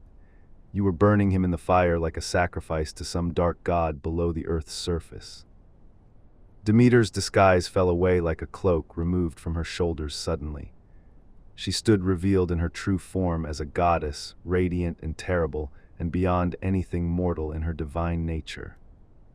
"You are a foolish woman indeed," Demeter said with anger clearly visible in her expression now before them. "I was making your son immortal here in these flames. I was giving him the gift that all mortals dream of receiving from the gods above. I was burning away his mortality so that he could live forever without fear of death or aging ever touching him." Metanera fell to her knees before the revealed goddess with her hands trembling violently. She clutched her son to her chest protectively despite not understanding what had been happening to him. "I am Demeter, the goddess of harvest," Demeter continued with power resonating in her voice, filling the hall completely. "I am the giver of grain to all of humanity below. You took me into your home without knowing who I was truly beneath this disguise. You showed me kindness when I needed it most desperately in my grief. I wanted to repay that kindness with a gift beyond measure or price to you. But you have interrupted the ritual now," Demeter said with regret, replacing the anger in her tone and manner toward the woman. "The transformation is incomplete and cannot be resumed now that it has been broken midway through the process entirely. Your son will be extraordinary among mortals, but he will not be immortal as I intended for him to become through my divine fire." Metanera wept with confusion and relief mingled together in her reaction. Her son was alive and unharmed. That was all that mattered to her maternal heart despite what had been lost. Eleusis and the other members of the household had been awakened by the screaming and came running. They stopped at the entrance to the hall and stared at the divine figure standing in their home. "Build me a temple here in Eleusis immediately," Demeter commanded with authority that could not be denied or refused by mortals at all. "Build it on the hill overlooking the city and make it grand enough to honor my presence among you properly and respectfully. I will teach you mysteries there, sacred rites that will ease the passage between life and death for those who learn them faithfully and well." The family prostrated themselves before her with fear and awe overwhelming all other feelings. They had sheltered a goddess unknowingly, and now they would bear the consequences and the blessings of that choice. "The temple will be built as you command us," Eleusis said with his face pressed to the floor before her divinity and power. "We will dedicate it to you and your worship exclusively for all time to come from this day forward." Demeter looked down at them with something like pity in her expression, softening her features. They were innocent mortals caught up in divine affairs beyond their understanding or control entirely. "Begin construction immediately without any delay," Demeter ordered with finality in her voice and bearing before them all gathered there. "I will remain here until the temple is completed and consecrated properly to my worship and honor, and then I will teach you the mysteries that will become the greatest gift Eleusis ever receives from the gods above Olympus." She turned and walked from the hall with dignity befitting her divine status revealed fully. Behind her, the family slowly rose from their prostration and looked at each other with wonder and terror at what had just occurred. They had witnessed something few mortals ever saw in their lifetimes. They had seen a goddess in her true form and lived to speak of it afterward. The next morning, Eleusis began organizing the construction of the temple as commanded by Demeter herself. Workers were gathered and materials were collected, and the site was prepared on the hill she had indicated. The people of Eleusis worked with desperate energy on the construction, despite the famine affecting them severely. They knew that pleasing the goddess might be their only hope for survival in this terrible time. Demeter watched the construction progress from a distance without offering help or comment on their efforts. She was waiting for something, though the mortals did not know what she expected to occur. She was waiting for Zeus to send someone to negotiate with her about ending the famine destroying the world. She was waiting for acknowledgement that she had won this contest of wills between them. She was waiting for her daughter to be returned to her from the underworld below, and she would wait as long as necessary until that return finally happened. The temple rose slowly on the hill above Eleusis over the following weeks and months. It was built of the finest stone and decorated with care that showed the devotion of its builders. And still the earth remained barren and lifeless without Demeter's blessings to sustain it properly. And still the mortals died by the thousands from hunger and deprivation spreading across all lands. The gods on Olympus had finally made their decision to intervene and command the return of Persephone. But Demeter did not know this yet as she waited in Eleusis by her temple. She knew only that she would never yield until her daughter was restored to her. She knew only that she had found a weapon that could wound even Zeus himself. And she would wield that weapon without mercy until she achieved the only goal that mattered to her anymore in this world or the next. Chapter 8: Zeus's Intervention. Hermes descended into the underworld, with Zeus's command burning in his mind like a brand against his thoughts. He traveled the path that the dead took when they left the world above for the last time, down through caves and tunnels that wound ever deeper into the earth beneath the surface of things. The light faded as he descended until there was only the pale phosphorescence of the stones themselves. The air grew cold and still, heavy with the weight of all the stone pressing down from above. He reached the river Styx at last, where Charon the ferryman waited with his boat and pole. The ancient figure looked up at the approaching god with recognition in his hollow eyes. "You come to the realm of the dead while still living, swift messenger," Charon said with his voice like stones grinding together in the deep places. "What business brings you to this kingdom, where the living are not meant to walk among the shades?"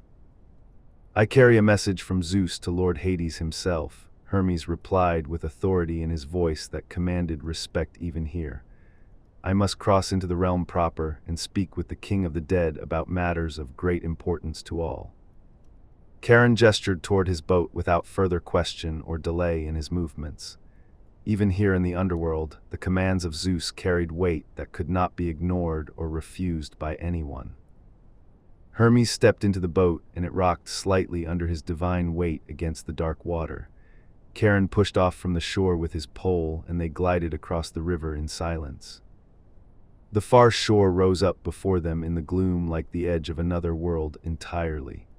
Hermes stepped off the boat onto the bank and nodded his thanks to the ferryman for passage granted. He walked forward into the kingdom of Hades with purpose in his stride, despite the strangeness of this place. Shades drifted past him without acknowledgement, lost in whatever dreams or memories sustained them in their afterlife here. The palace of Hades rose before him eventually from the cavern floor like a mountain of black stone carved by patient hands. Its towers reached toward the ceiling far above, disappearing into darkness and shadow overhead. Guards stood at the gates, but they recognized the messenger of the gods and stepped aside without challenge. Hermes entered the courtyard and crossed toward the main entrance with confidence in his bearing. Inside, the palace was as he remembered from his few previous visits to this place of endings. Silent and vast and decorated with images of death and judgment and the passage of souls. He found Hades in the throne room, seated upon his chair of black stone polished smooth by ages. The king of the dead looked up as Hermes approached, with measured steps echoing on the floor. "Hermes, swift messenger of Olympus above," Hades said with formal greeting in his voice that showed no surprise. "What brings you to my kingdom at this time? What message do you carry from my brother Zeus that requires such haste?" Hermes stopped at the base of the throne and met Hades's dark eyes with his own gaze steady. He delivered his message with clarity and without embellishment or diplomatic softening of the words. "Zeus commands that you release Persephone from your kingdom immediately and without delay," Hermes said with authority behind every word spoken here. "The mortal world is dying from Demeter's grief and her refusal to bless the harvest above. She will not relent until her daughter is returned to her from this place below. Zeus orders you to send Persephone back to the surface at once to end this crisis." Hades's expression did not change at these words delivered with such force. He had been expecting something like this ever since the first reports reached him about the famine spreading above. "And if I refuse this command," Hades asked quietly with dangerous calm in his tone of voice now, "what then will Zeus do to enforce his will upon me here in my own kingdom?" Hermes shifted slightly, uncomfortable with the tension building in this exchange between them. He knew that Hades had legitimate grievances about how he was treated by the other gods always. Zeus did not speak of enforcement or consequences for refusal, Hermes admitted with honesty in his response to the question posed. But the situation above grows more desperate with each passing day and night. The mortals are dying by the thousands, and our worship declines as their numbers fall away. Something must be done to restore the balance before everything is lost entirely. Hades stood from his throne and paced to the side of the room with his black robes trailing behind him. He stared at a tapestry on the wall depicting scenes from the war against the Titans long ago. "I asked Zeus for permission before I took her," Hades said with bitterness creeping into his usually controlled voice showing through. "I did not simply steal her away on some impulse or whim of my own desire. I asked, and he granted his consent as king of the gods above. Now he commands me to undo what he authorized because Demeter throws a tantrum about it." "Demeter's grief is not a tantrum," Hermes said carefully, trying to navigate the dangerous waters of this conversation between brothers. "She is a mother who has lost her daughter to the realm of death itself. Her pain is real and her response, while extreme, is understandable given what has been taken from her life." Hades turned back to face Hermes with anger visible in his features for the first time in this exchange. His usual calm had cracked under the pressure of this demand from above and the authority it carried. "What of my loneliness here?" Hades demanded with his voice rising slightly in volume and intensity toward the messenger. "What of the countless ages I have spent alone in this vast kingdom with only the dead for company around me? Does no one care about my suffering or my need for companionship in this place?" Hermes had no good answer to this question raised with such genuine pain behind it. Hades was right that he had been neglected and ignored by the other gods for far too long. "I cannot speak to the fairness of your situation," Hermes said with sympathy genuine in his tone toward the lonely king. "I can only deliver the message that Zeus has sent me to carry here. He commands that Persephone be released to end the crisis above before more damage is done." Hades returned to his throne and sat heavily upon the stone seat there. He looked suddenly tired in a way that immortal gods rarely appeared to mortal or divine eyes alike. "Where is Persephone now in this moment?" Hermes asked when the silence had stretched too long between them without resolution. "I would speak with her if possible about this situation before any decision is made final." "She is in her chambers," Hades replied with resignation beginning to show in his voice and manner now. "She has been there since her arrival here, refusing to eat or drink anything offered to her. She has made her feelings about this marriage quite clear through her defiance and her silence toward me." Hermes felt a pang of sympathy for both of them in this terrible situation neither had chosen. Hades lonely and desperate for companionship, Corey stolen from everything she knew and loved above ground. "Take me to her chambers now," Hermes requested with gentle firmness in his voice, suggesting this was not optional. "Let me speak with her and hear her wishes about what should happen next in this matter." Hades stood again and gestured for Hermes to follow him through the palace corridors. They walked in silence through the empty halls until they reached the door carved with pomegranate trees bearing fruit. Hades knocked on the door and announced his presence to the occupant within the chamber beyond. A moment passed before Corey's voice came through the wood, weak but still defiant in its tone. "Enter if you must come in here," she called out with exhaustion evident in every word she spoke through the door. Hades opened the door and stepped aside to let Hermes enter first into the chamber. The messenger god walked in and saw Corey sitting on the bed, pale and thin from her refusal to eat. "Lady Persephone, I am Hermes sent here," the god said with gentle respect in his voice toward the suffering girl before him. I am the messenger of Zeus, and I have come with news from the world above that you left behind." Corey looked up at him with hope suddenly flaring in her eyes like a candle lit in darkness.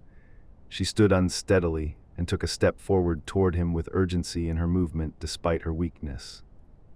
"My mother, does she search for me?" Corey asked with desperate need to know the answer in her voice rising.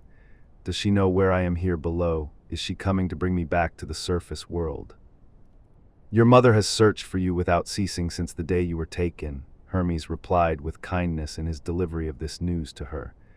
"She has walked the length and breadth of the earth looking for any trace of you, and when she learned where you were, she has refused to bless the harvest until you are returned to her waiting arms."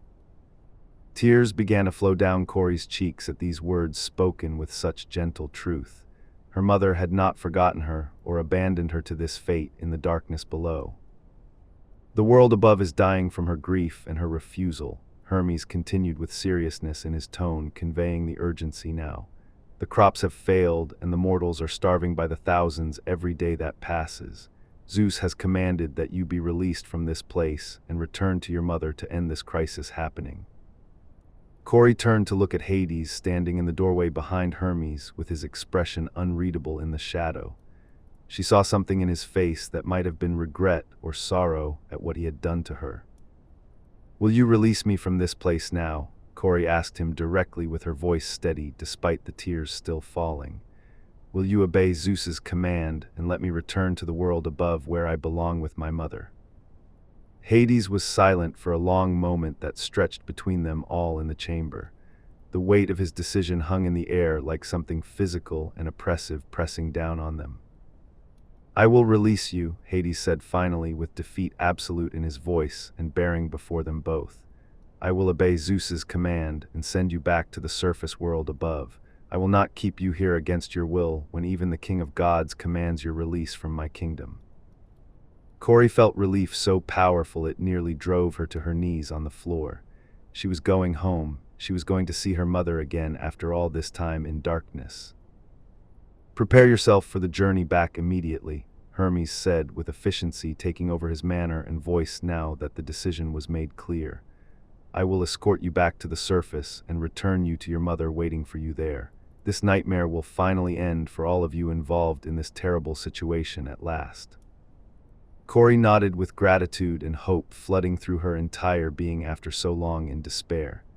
She moved toward the door, ready to leave this place behind forever and return to the light above. But she paused at the threshold and turned back to look at Hades one final time. Despite everything he had done to her, she saw genuine sorrow in his expression standing there alone.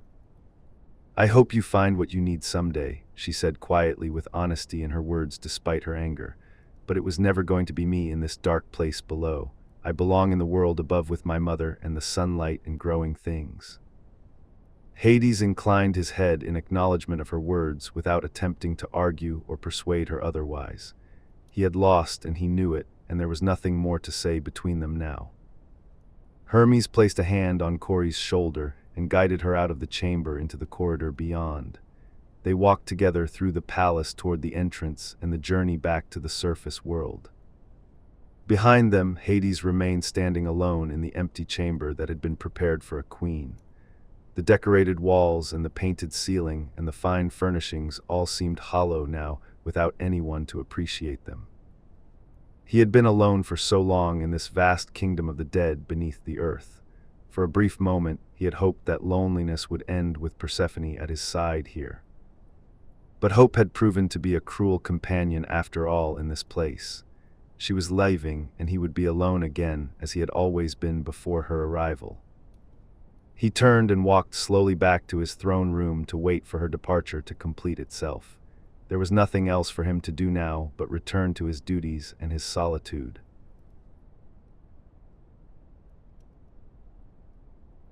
Chapter 9: The Pomegranate Seeds. Hermes led Corey through the palace corridors toward the entrance and the journey back to the surface world above. She walked with renewed strength despite her weakness from not eating during her captivity here. The knowledge that she was finally leaving gave her energy that hunger could not diminish or take away. They passed through the great hall where shades drifted in endless patterns without purpose or destination in their movements. They crossed the courtyard where Corey had first arrived in the chariot pulled by black horses from the chasm. At the gates of the palace, a figure stepped out from the shadows beside the entrance with quiet purpose. It was Eleusis, one of the minor spirits who tended the gardens and orchards of the underworld realm. "Lord Hermes, swift messenger of the gods," Eleusis said with his voice thin and reedy like wind through dry grass in winter. "I must speak with you about something important before you depart from this place with the maiden." Hermes paused and turned to face the spirit with curiosity in his expression at this interruption unexpected. Corey stopped as well, impatient to be gone, but willing to wait if it would not delay them long. "Speak quickly then, gardener of the dead," Hermes said with efficiency in his tone that discouraged lengthy explanations or delays. "We are eager to begin the journey back to the surface world above without unnecessary waiting here." Eleusis glanced at Corey with something unreadable in his hollow eyes meeting hers briefly. Then he turned his attention back to Hermes with information to deliver clearly. "The maiden has eaten food from the underworld during her time here," Eleusis said with certainty in his voice that allowed no room for doubt. "I witnessed it myself just a short time ago in the garden of pomegranates that Lord Hades maintains. She consumed seeds from the fruit that grows there in that sacred place below." Corey felt her blood turn to ice in her veins at these words spoken with such conviction. She opened her mouth to deny the accusation, but found she could not form the words needed. Because it was true, though she had not realized what she was doing at the time it happened. Just before Hermes arrived, when her weakness from hunger had become almost unbearable to endure any longer. She had been walking alone in a corridor near her chambers when she noticed a door standing open slightly. Through the gap she had seen trees heavy with fruit glowing red in the pale light of the stones. The hunger had been so intense after days or weeks of refusing to eat anything offered to her. She had entered the garden and approached one of the pomegranate trees growing there in the underworld soil. The fruit had hung within easy reach on a low branch before her eyes tempting her. She had picked one and broken it open, revealing the seeds glistening like jewels inside the rind protecting them. She had eaten only a few seeds, perhaps 6 or 7 at most, before the taste reminded her of the danger. She had thrown the fruit away and fled the garden immediately after realizing her mistake. But it was too late by then to undo what had been done in that moment. The seeds were already in her stomach, binding her to this place through the ancient law governing the underworld realm. "Is this true, Lady Persephone?" Hermes asked, with concern darkening his features at this revelation delivered by the gardener. "Did you eat food from the underworld during your time here below the surface?" Corey wanted to lie and deny it completely to preserve her freedom being offered, but she could not bring herself to speak the falsehood when truth was so clearly written on her face. "I ate a few pomegranate seeds only," she admitted with despair crushing down on her like a physical weight pressing against her chest. "I was so hungry and weak from not eating anything at all. I did not think clearly about what I was doing in that moment of weakness. It was only a few seeds, surely that cannot bind me here forever in this terrible place." Hermes closed his eyes briefly and took a deep breath before responding to her confession of what she had done. When he opened them again, his expression showed sympathy mixed with resignation about the situation now. "The law is ancient and absolute about this matter," Hermes explained with regret evident in his voice, speaking to her gently.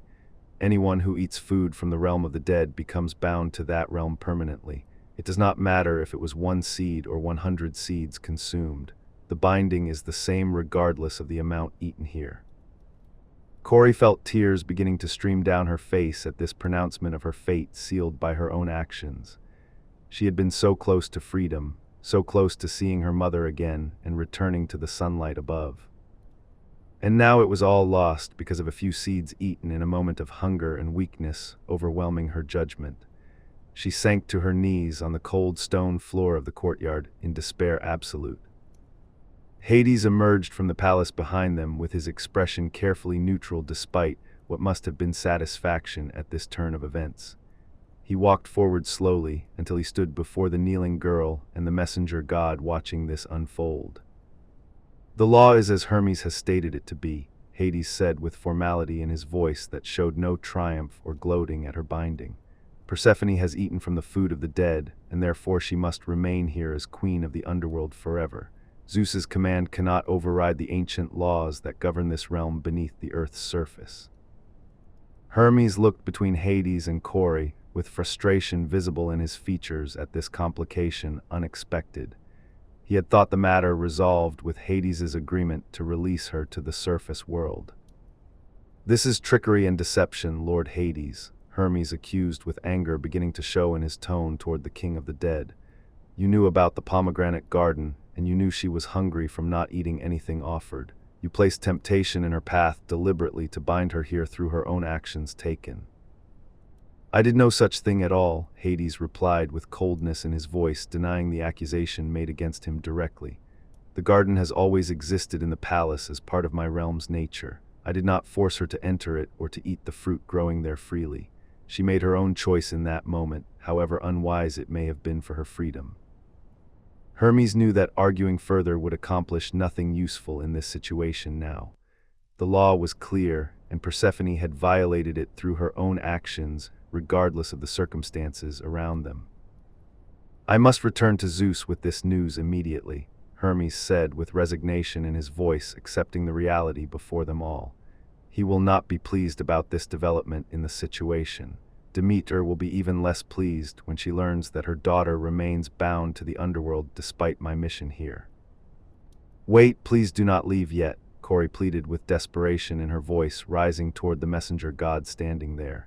"There must be some way to undo this binding, or to negotiate terms of my release from here. Please speak with Zeus and my mother about finding a solution that does not leave me trapped here forever alone." Hermes looked down at her with genuine pity in his expression at her suffering caused by this situation. He knelt beside her on the stone floor and spoke gently to her face to face. "I will carry your words to Zeus and to your mother waiting above," Hermes promised with sincerity in his voice, giving her hope to hold. "I will tell them what has happened here, and I will advocate for finding some compromise that honors both the law and your desire for freedom from this place. But I cannot promise what they will decide about this matter in the end." He stood and prepared to depart from the underworld alone, as he had arrived without the maiden he was supposed to escort. He looked at Hades with warning in his eyes about treating Persephone well during her continued captivity here. "If any harm comes to her because of this situation," Hermes said with threat clear in his tone toward the king of the dead before him, "Zeus will find ways to make you regret it regardless of the laws protecting your sovereignty here. She is still under his protection, and her mother's love even if she must remain in your realm for now."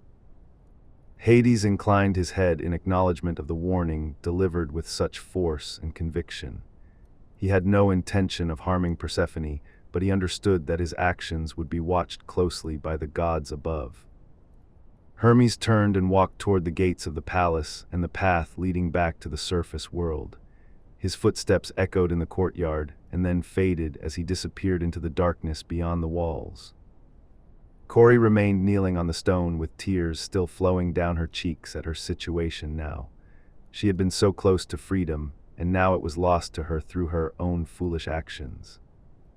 Hades stood nearby in silence, not approaching her or attempting to comfort her in her obvious distress and despair.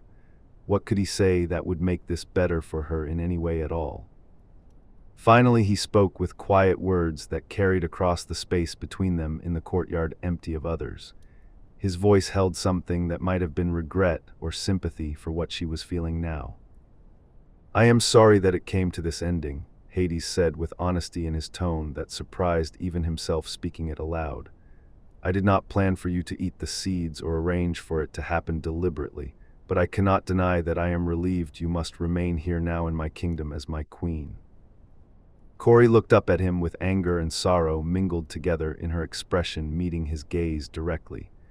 She wanted to scream at him and curse him for his role in this disaster befalling her life. But she was too exhausted and too defeated to find the energy for rage in this moment of absolute loss. She simply looked at him with all her pain visible in her eyes before turning away from his gaze entirely. Hades extended his hand to help her stand from the cold stone floor beneath her knees. After a moment of hesitation, she took it and allowed him to pull her to her feet unsteadily. "Come, you should rest now," Hades said with awkward attempt at kindness in his voice toward her suffering. "We will wait to hear what Zeus decides about this situation before determining what comes next for both of us here." Corey nodded numbly and walked beside him back into the palace without resistance or fight remaining in her spirit. What was the point of resisting when the law itself had become her prison more secure than any chains could ever be?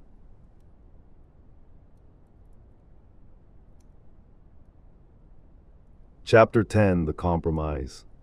Hermes returned to Olympus with news that no one wanted to hear from his lips speaking. Zeus sat on his throne and listened to the report with growing frustration visible in his features as the story unfolded. The assembled gods murmured among themselves at the complication that had arisen in the underworld below. "She ate pomegranate seeds from the garden there," Hermes repeated for emphasis to those who had not heard clearly the first time.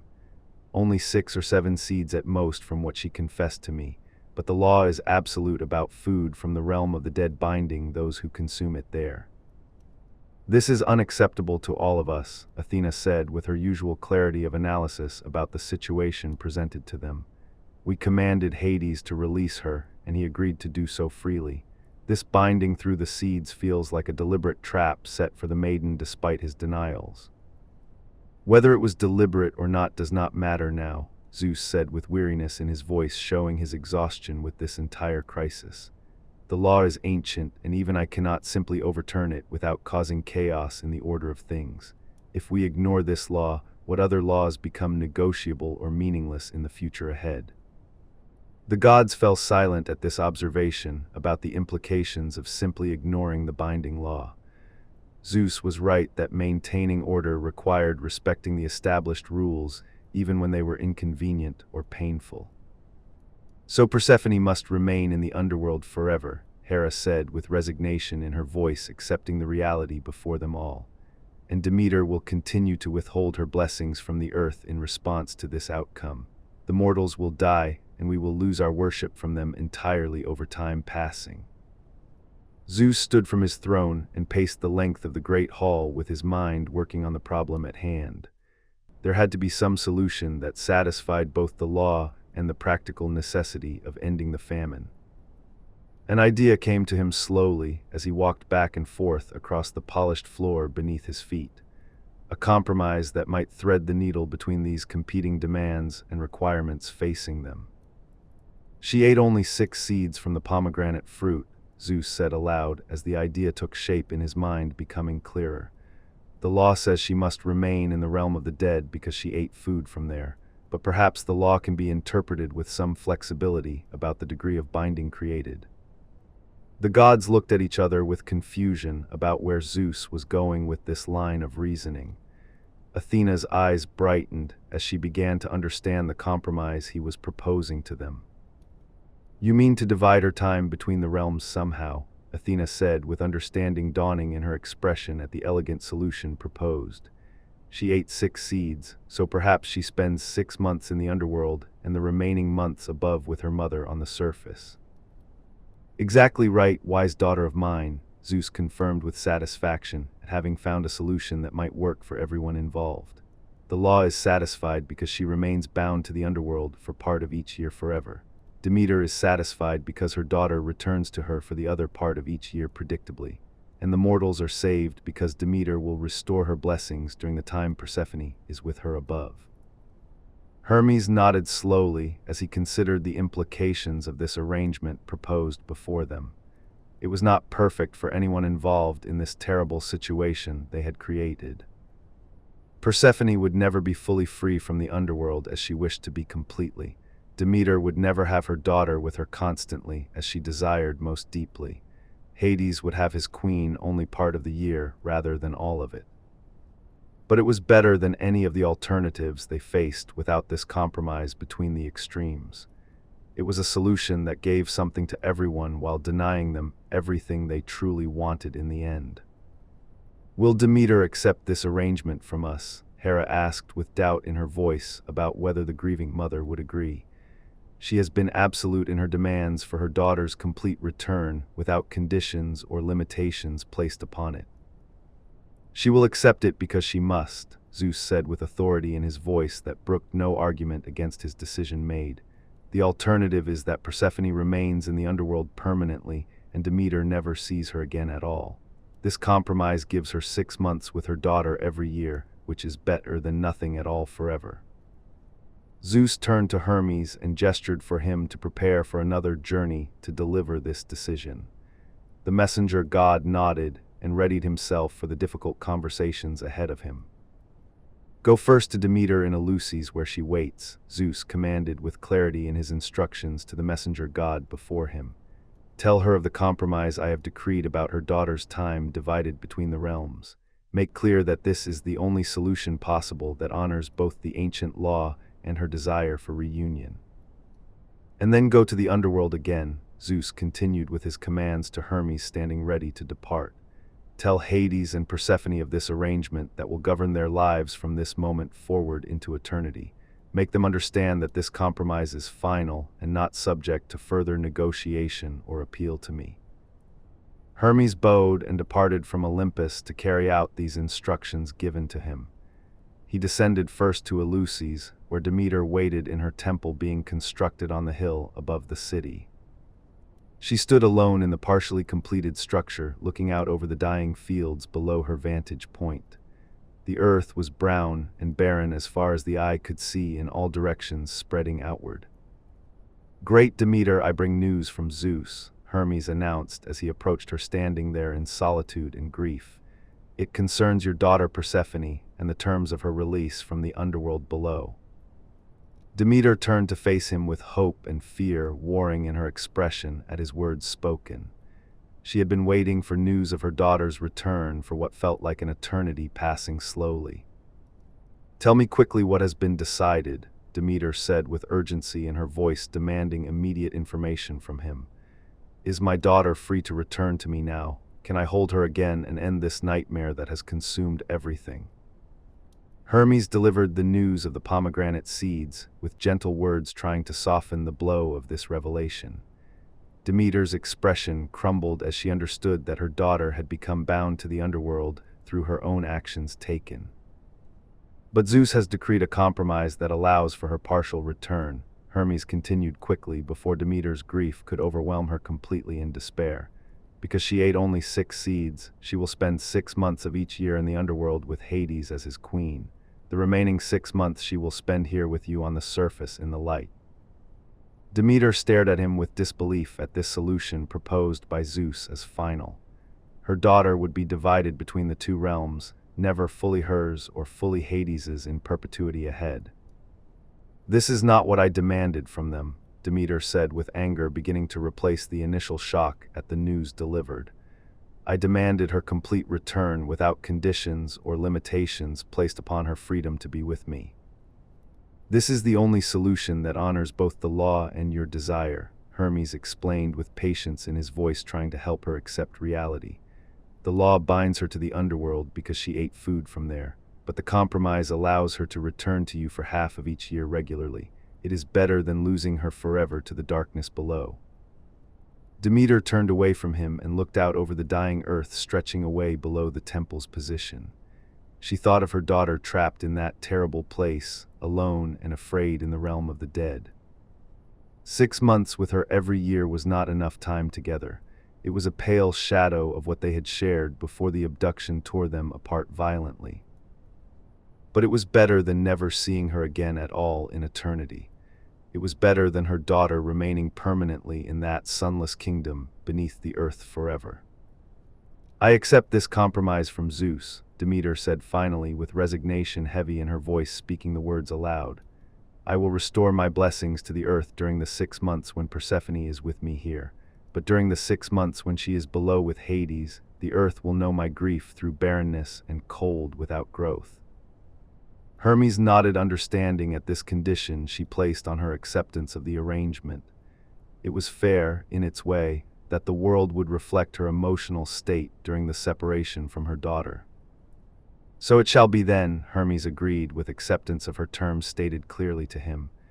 "When Persephone is with you, the earth will bloom and grow with abundance and warmth. When she descends to the underworld, the earth will sleep and grow cold with your grief at the separation." This would create the cycle of seasons that the world had never known before this moment. Spring and summer when Persephone returned to the surface, fall and winter when she descended back to Hades' realm below. The mortals would learn to plant and harvest according to these new patterns imposed upon the earth. They would learn to prepare for the cold months when nothing grew in the fields around them. It was another consequence of the gods' actions that would affect humanity for all time to come ahead, but it was better than the permanent famine that had been destroying the mortal world before this compromise.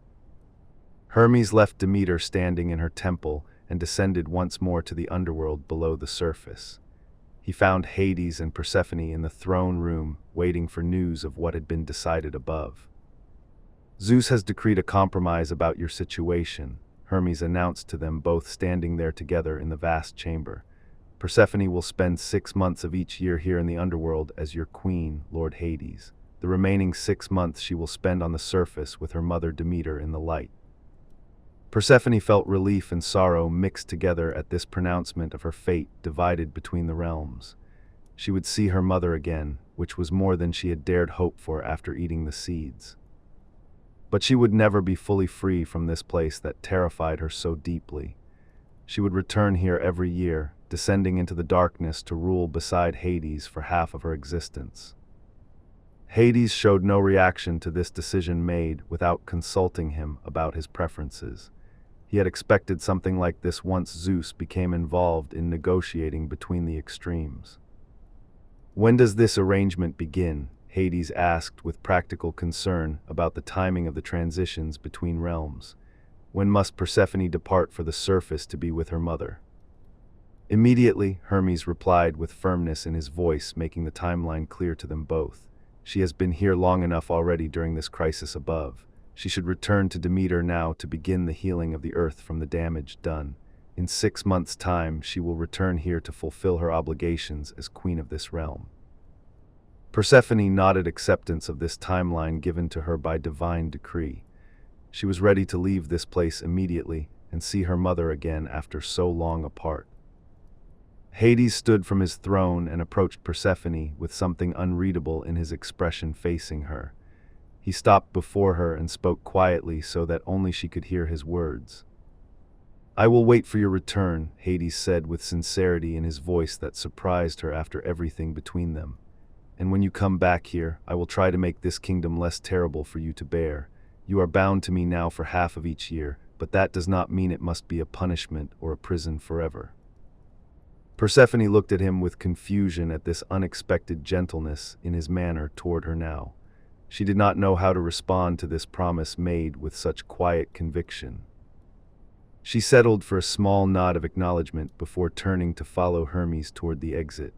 She was going home, at least for 6 months, and that was all that mattered to her right now. Behind her, Hades returned to his throne and sat down heavily upon the cold stone seat. He would be alone again for half of each year, but at least he would have her presence for the other half. It was not what he had hoped for when he took her from the meadow that day, but it was better than nothing at all, and perhaps in time she might come to accept him as something other than her captor.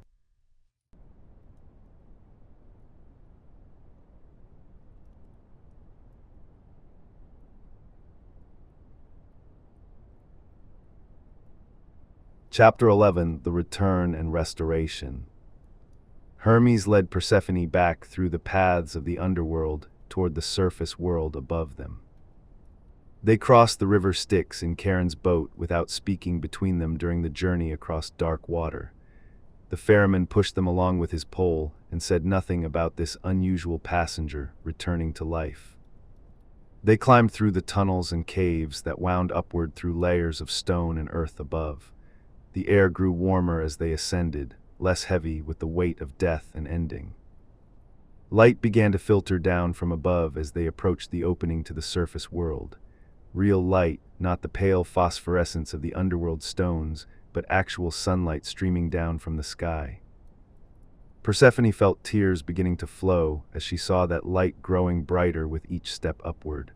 She had not realized how much she had missed the sun until this moment of seeing it again. They emerged at last into the world of the living under open sky stretching infinitely above them. Persephone fell to her knees on the grass and pressed her hands into the earth beneath her. It felt warm from the sun's touch upon the surface. It felt alive in ways that the underworld stone could never feel to her touch. She looked up at the sky and saw clouds drifting across the blue expanse above her head. She heard birds singing in nearby trees and felt wind moving across her face with gentle pressure. "Welcome back to the world of the living," Hermes said with genuine happiness in his voice at her reaction to the surface. "Your mother waits for you at Eleusis, where she has been since learning of the compromise made. Shall we go to her now without delay?" Persephone nodded eagerly and stood on shaking legs beneath her weight standing. She wanted nothing more than to see her mother and be held in her arms again. They traveled to Eleusis with divine speed that collapsed the distance beneath their passage forward. The landscape passed in a blur around them until the city appeared before them on the horizon ahead. Demeter stood on the hill where her temple was being built by mortal hands working. She had felt the moment when her daughter emerged onto the surface from the realm below. She ran down the hill with speed that ignored her divine dignity entirely in this moment. She ran toward the approaching figures with her arms already reaching out for her daughter. Persephone saw her mother running and broke away from Hermes to meet her halfway between them. They collided in an embrace so fierce it would have broken mortal bones from the force. "My daughter, my precious child, returned," Demeter said with tears streaming down her face as she held Persephone tightly against her. "I thought I had lost you forever to that terrible place below.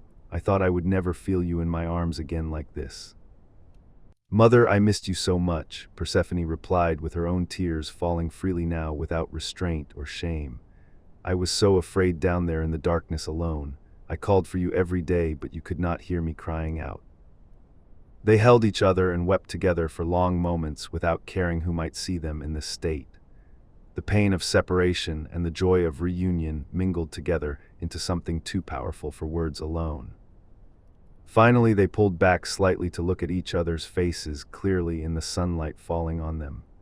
Demeter touched her daughter's cheek and saw how thin she had become from not eating properly below. "You are home now with me," Demeter said with fierceness in her voice, protecting her daughter from all harm. "You are safe here in the light where you belong with me. I will never let anyone take you from me again like that without consequence." "But I must return there eventually," Persephone said with sorrow in her voice, reminding her mother of the reality they faced. "The compromise requires that I spend 6 months of each year in the underworld with Hades ruling beside him. I am bound by the law because I ate the pomegranate seeds foolishly." Demeter's expression hardened at the reminder of this condition placed upon their reunion here. She had accepted the compromise, but she did not have to like it at all.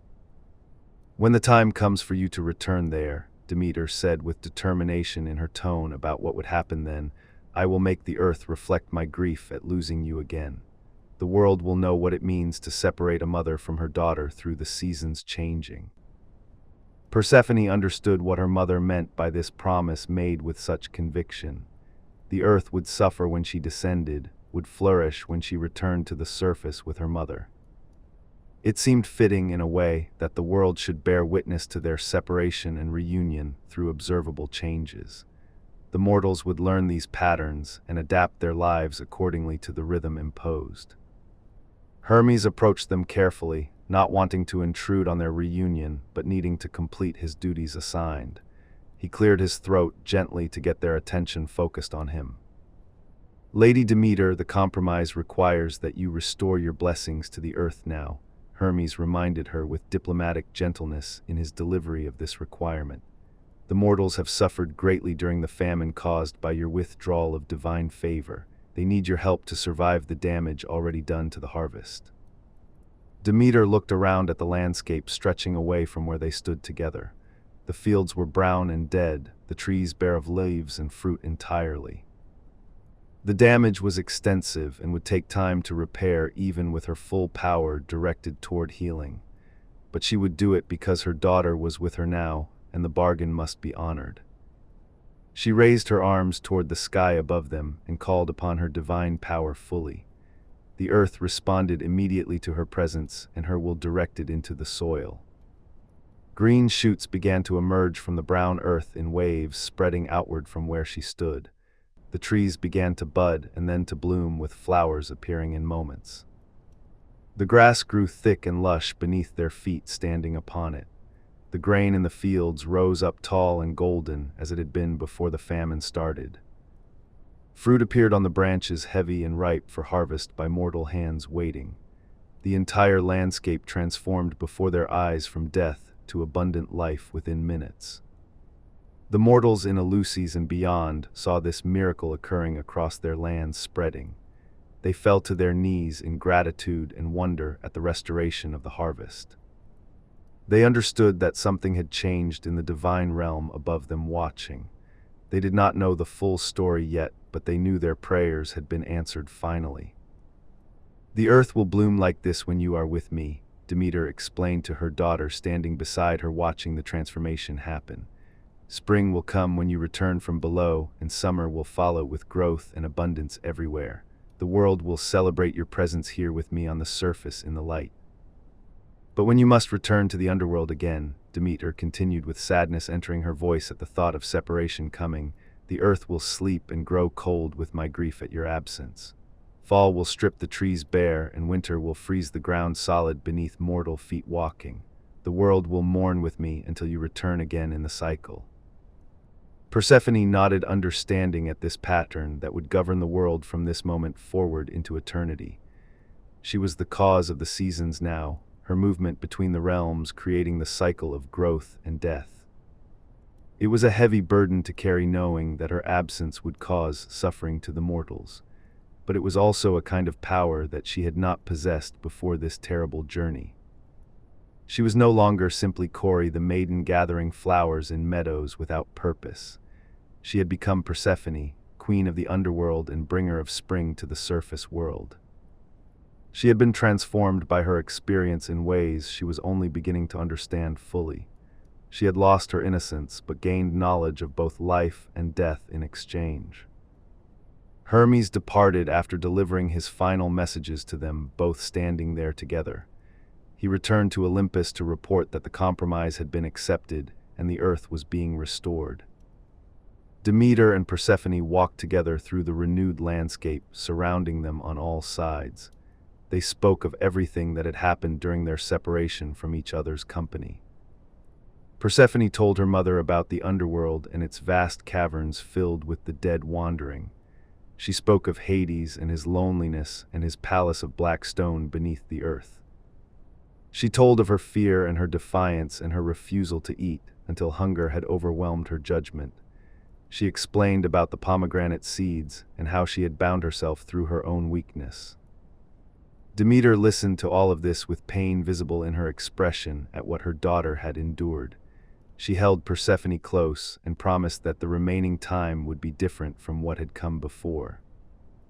"I will teach you everything I know," Demeter said with determination in her voice about the months ahead together.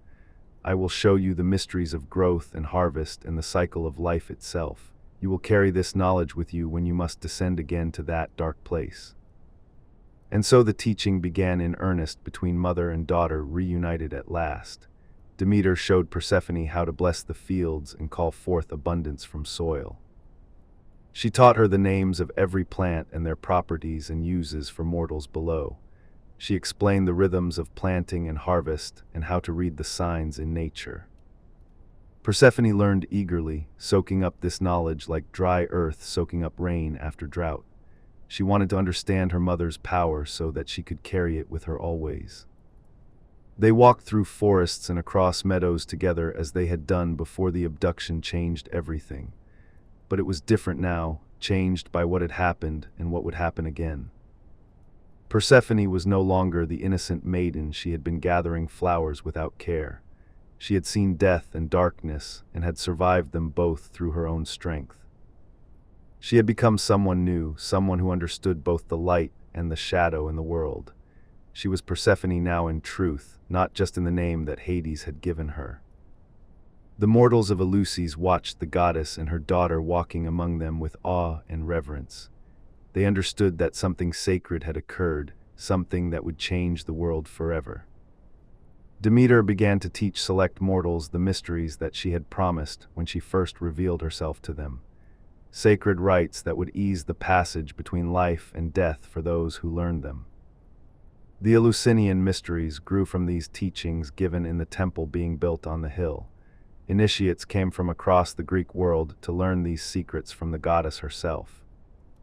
Persephone participated in these teachings alongside her mother as the months passed by them. She understood the mysteries in ways that even Demeter could not, having walked in both realms fully. She knew what awaited the dead in the underworld below the surface. She knew that death was not an ending, but a transformation into another form of existence. This knowledge gave comfort to the mortals who feared what came after life ended.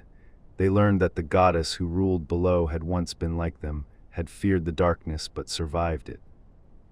The months passed quickly in this teaching and learning and time spent together between them. Spring gave way to summer, and summer began to fade toward fall approaching. Persephone felt the time of her departure growing closer with each day that passed by them. She dreaded the return to the underworld, but she also accepted it as necessary now. She had made a bargain, even if unwittingly, and she would honor that bargain as the gods required. She would descend and rule beside Hades for 6 months before returning again. Demeter felt the approaching separation like a physical pain growing in her chest with each day. She held her daughter more tightly and treasured every moment they had together remaining. The mortals sensed the change coming in the air around them growing colder. They saw the goddess growing more somber as the time approached for Persephone to leave them. They prepared themselves for what was coming, though they did not fully understand yet what it would mean. They stored food and gathered wood and made ready for something they had never experienced before. The day came at last when Persephone must descend back to the underworld as the compromise required. 6 months had passed in what felt like mere weeks of time together. Demeter held her daughter tightly at the entrance to the path leading down into the earth. She whispered fierce words of love into her ear and promised to count the days. "I will wait for you here," Demeter said with her voice breaking despite her efforts at control over her emotions. "I will count every day until you return to me in the spring ahead. The earth will know my grief at your absence, but it will also know my joy at your return." "I will come back to you," Persephone promised with tears flowing down her cheeks at the parting between them. "I will endure my time below, and I will return when the 6 months have passed. This is not forever, only for a season of separation." They embraced one final time before Persephone turned toward the opening in the earth leading down. She took a deep breath of the surface air and stepped forward into the darkness descending. Demeter watched her daughter disappear into the earth with anguish tearing at her heart inside. She felt the connection between them stretching but not breaking as the distance grew. And then Persephone was gone from sight, swallowed by the earth returning to the underworld below. Demeter stood alone at the entrance and felt her grief beginning to manifest in the world around her.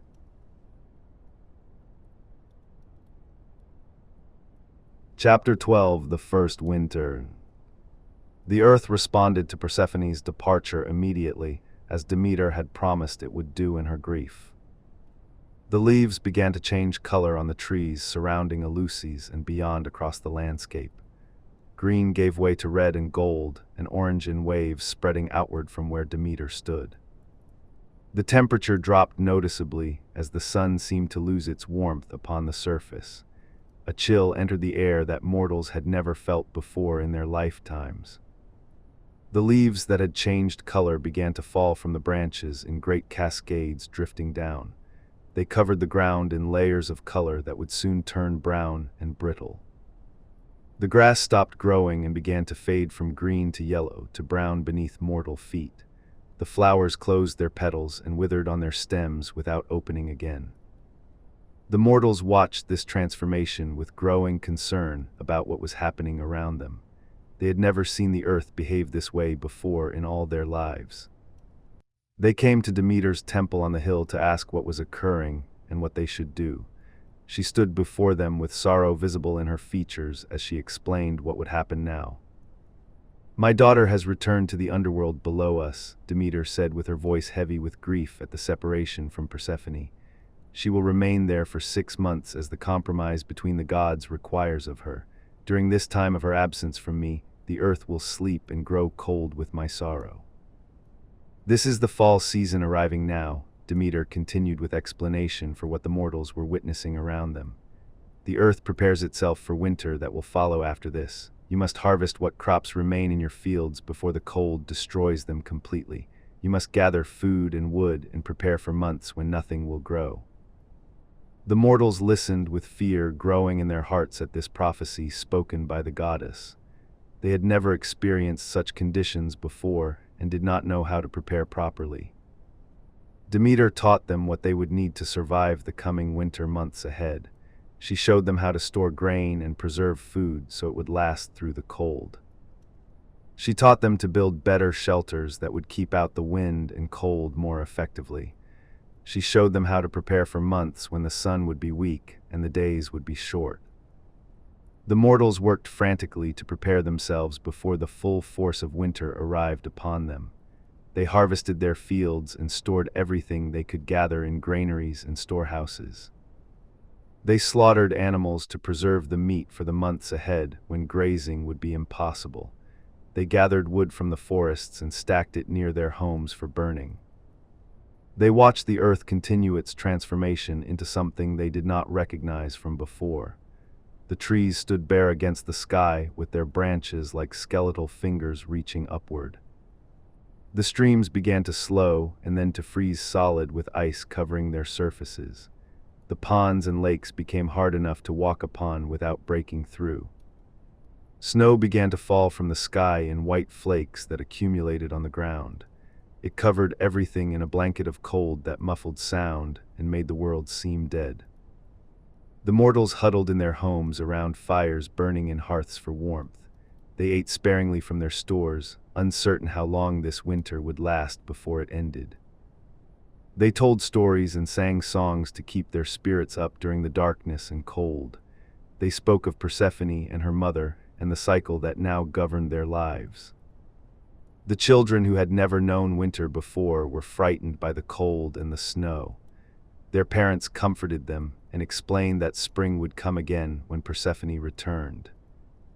Demeter walked through the frozen landscape with her heart heavy with grief at her daughter's absence. Everything around her reflected what she felt inside, cold and barren and lifeless without Persephone. She visited her temple regularly and spoke with the mortals who came seeking comfort or guidance. She reminded them that this was temporary, that warmth and growth would return in time. But the assurance felt hollow even to her own ears speaking it aloud. 6 months seemed like an eternity when every day was filled with longing for her daughter's return. In the underworld below, Persephone walked the dark halls of Hades's palace with resignation in her bearing. She had returned as the compromise required, and now she must fulfill her duties here. Hades kept his promise to make her time there less terrible than it had been before. He showed her the beauty that existed even in the realm of death surrounding them. He taught her to judge the shades fairly and to maintain order among the dead dwelling there. He treated her with respect and courtesy rather than as a captive taken by force. Persephone learned to perform her role as queen of the underworld with competence and even grace.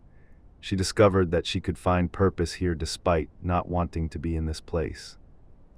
But she never stopped counting the days until she could return to the surface world above.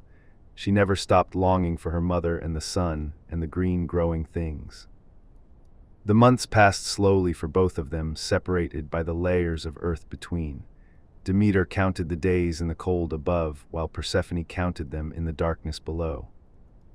The mortals learned to endure the winter with the preparations Demeter had taught them. They survived on their stored food and huddled together for warmth during the coldest nights. They created festivals and rituals to mark the passage of time during these dark months. They celebrated the solstice when the days began to grow longer again, knowing that spring approached. They spoke prayers to Persephone in the underworld, asking her to return soon to bring warmth back. They made offerings to Demeter, begging her to be patient until her daughter could come back. And finally, after months that seemed like years to those who waited, the time came for Persephone's return. 6 months had passed, and the compromise allowed her to ascend again. Persephone walked the path upward through the tunnels and caves with growing excitement in her chest. She was going home to her mother and the light and the warmth she had missed. She emerged from the earth on the first day of spring, according to the new calendar mortals had created. The sun seemed brighter than she remembered, and the air smelled sweet with possibility. Demeter felt her daughters return the moment she touched the surface far away. She released the grip she had held on the earth's fertility throughout the winter of her grief. The snow began to melt immediately in response to Persephone's presence on the surface once more. Water ran in streams and rivers swollen with the melting ice from winter. The trees began to bud almost instantly, with new growth appearing on bare branches.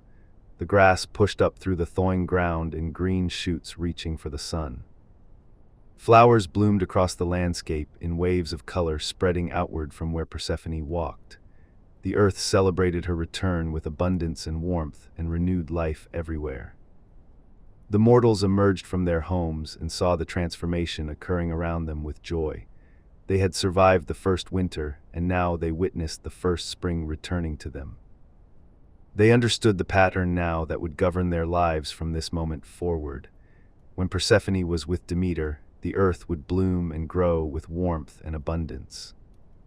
When Persephone descended to the underworld, the earth would sleep and grow cold with Demeter's grief. This cycle would repeat forever in the rhythm established by the compromise made. Demeter and Persephone reunited with the same fierce embrace as before at their parting. The joy of reunion was no less powerful for being expected this time around. They walked together through the renewed landscape with gratitude for the time they had together. They knew it would not last forever, that separation would come again in 6 months. But they also knew that reunion would follow separation as surely as spring followed winter now. The pattern was established and would not be broken by anything in heaven or earth. The mortals adapted their lives to this new rhythm imposed upon the world by divine will. They planted in the spring and harvested in the fall before winter arrived again. They learned which crops grew best in which seasons and how to prepare for the cold months. They created festivals to mark the turning of the year and the movement of Persephone between realms. The Eleusinian Mysteries that Demeter taught became more elaborate with each passing year and cycle. They spoke of death and rebirth, of loss and reunion, of the cycle that governed all existence. Initiates learned that Persephone's story was also their story in symbolic form echoing truth. They would descend into death as she descended into the underworld each year. But they would also be reborn as she was reborn each spring returning to the surface. The cycle of the seasons mirrored the cycle of life and death that all mortals experienced. This gave them comfort in the face of mortality pressing down on them. They understood that death was not an ending, but a transformation into another state of being. Persephone became the bridge between the living and the dead in mortal understanding of the divine. She walked in both worlds and ruled in both places with authority granted by her unique position. She was no longer the innocent Kori gathering flowers without purpose or understanding of darkness. She had become Persephone in truth, queen of 2 realms and goddess of the cycle itself. The years turned and the pattern repeated without variation from what had been established first. Spring always followed winter as Persephone always returned from below to above. Demeter never stopped grieving during the months of separation from her daughter in the underworld. Persephone never stopped longing for the sun during her time ruling in darkness below. But they both learned to endure what could not be changed by force of will alone. They learned to treasure the time they had together when the cycle brought them back to each other. The mortals learned to live within the rhythm of the seasons imposed upon them. They planted and harvested and prepared for winter and celebrated spring in endless repetition. They told the story of Persephone and Demeter to their children and their children's children after them. The story became foundational to their understanding of the world and their place within it. This was how winter came to the world that had never known such cold before this time. This was how spring became precious after months of darkness and deprivation for all who waited. This was how a mother's love and a daughter's courage created the rhythm that would govern all life on earth. This was how the world learned that some losses are permanent even when reunion is possible. The gods had made their choices, and the consequences would last forever in the rhythm of the seasons. Persephone would always be divided between the realms in her existence and her duties. Demeter would always grieve during the separation from her daughter below the surface. The earth would always reflect their eternal cycle of parting and reunion without end or variation. And the mortals would always plant in hope of spring returning after winter's cold embrace. They would always celebrate the return of Persephone, bringing warmth and growth with her presence. This was the pattern established, and this was how it would remain for all time to come.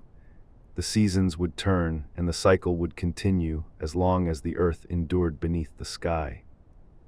Persephone ascending and descending, Demeter grieving and rejoicing, the earth dying and being reborn in endless repetition.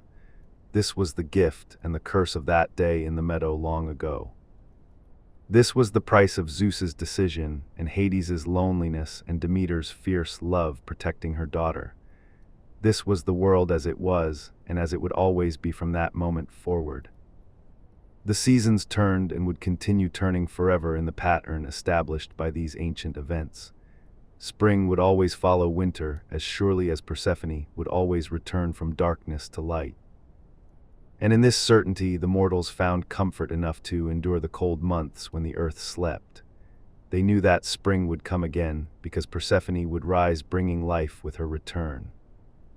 The story had no ending because the cycle had no ending built into its nature. It would repeat forever as long as gods and mortals existed in the world together. This was how the Greeks understood the seasons that governed their agricultural lives so completely. This was how they made sense of the cold and the warmth, the death and the life, the sorrow and the joy that came in turn.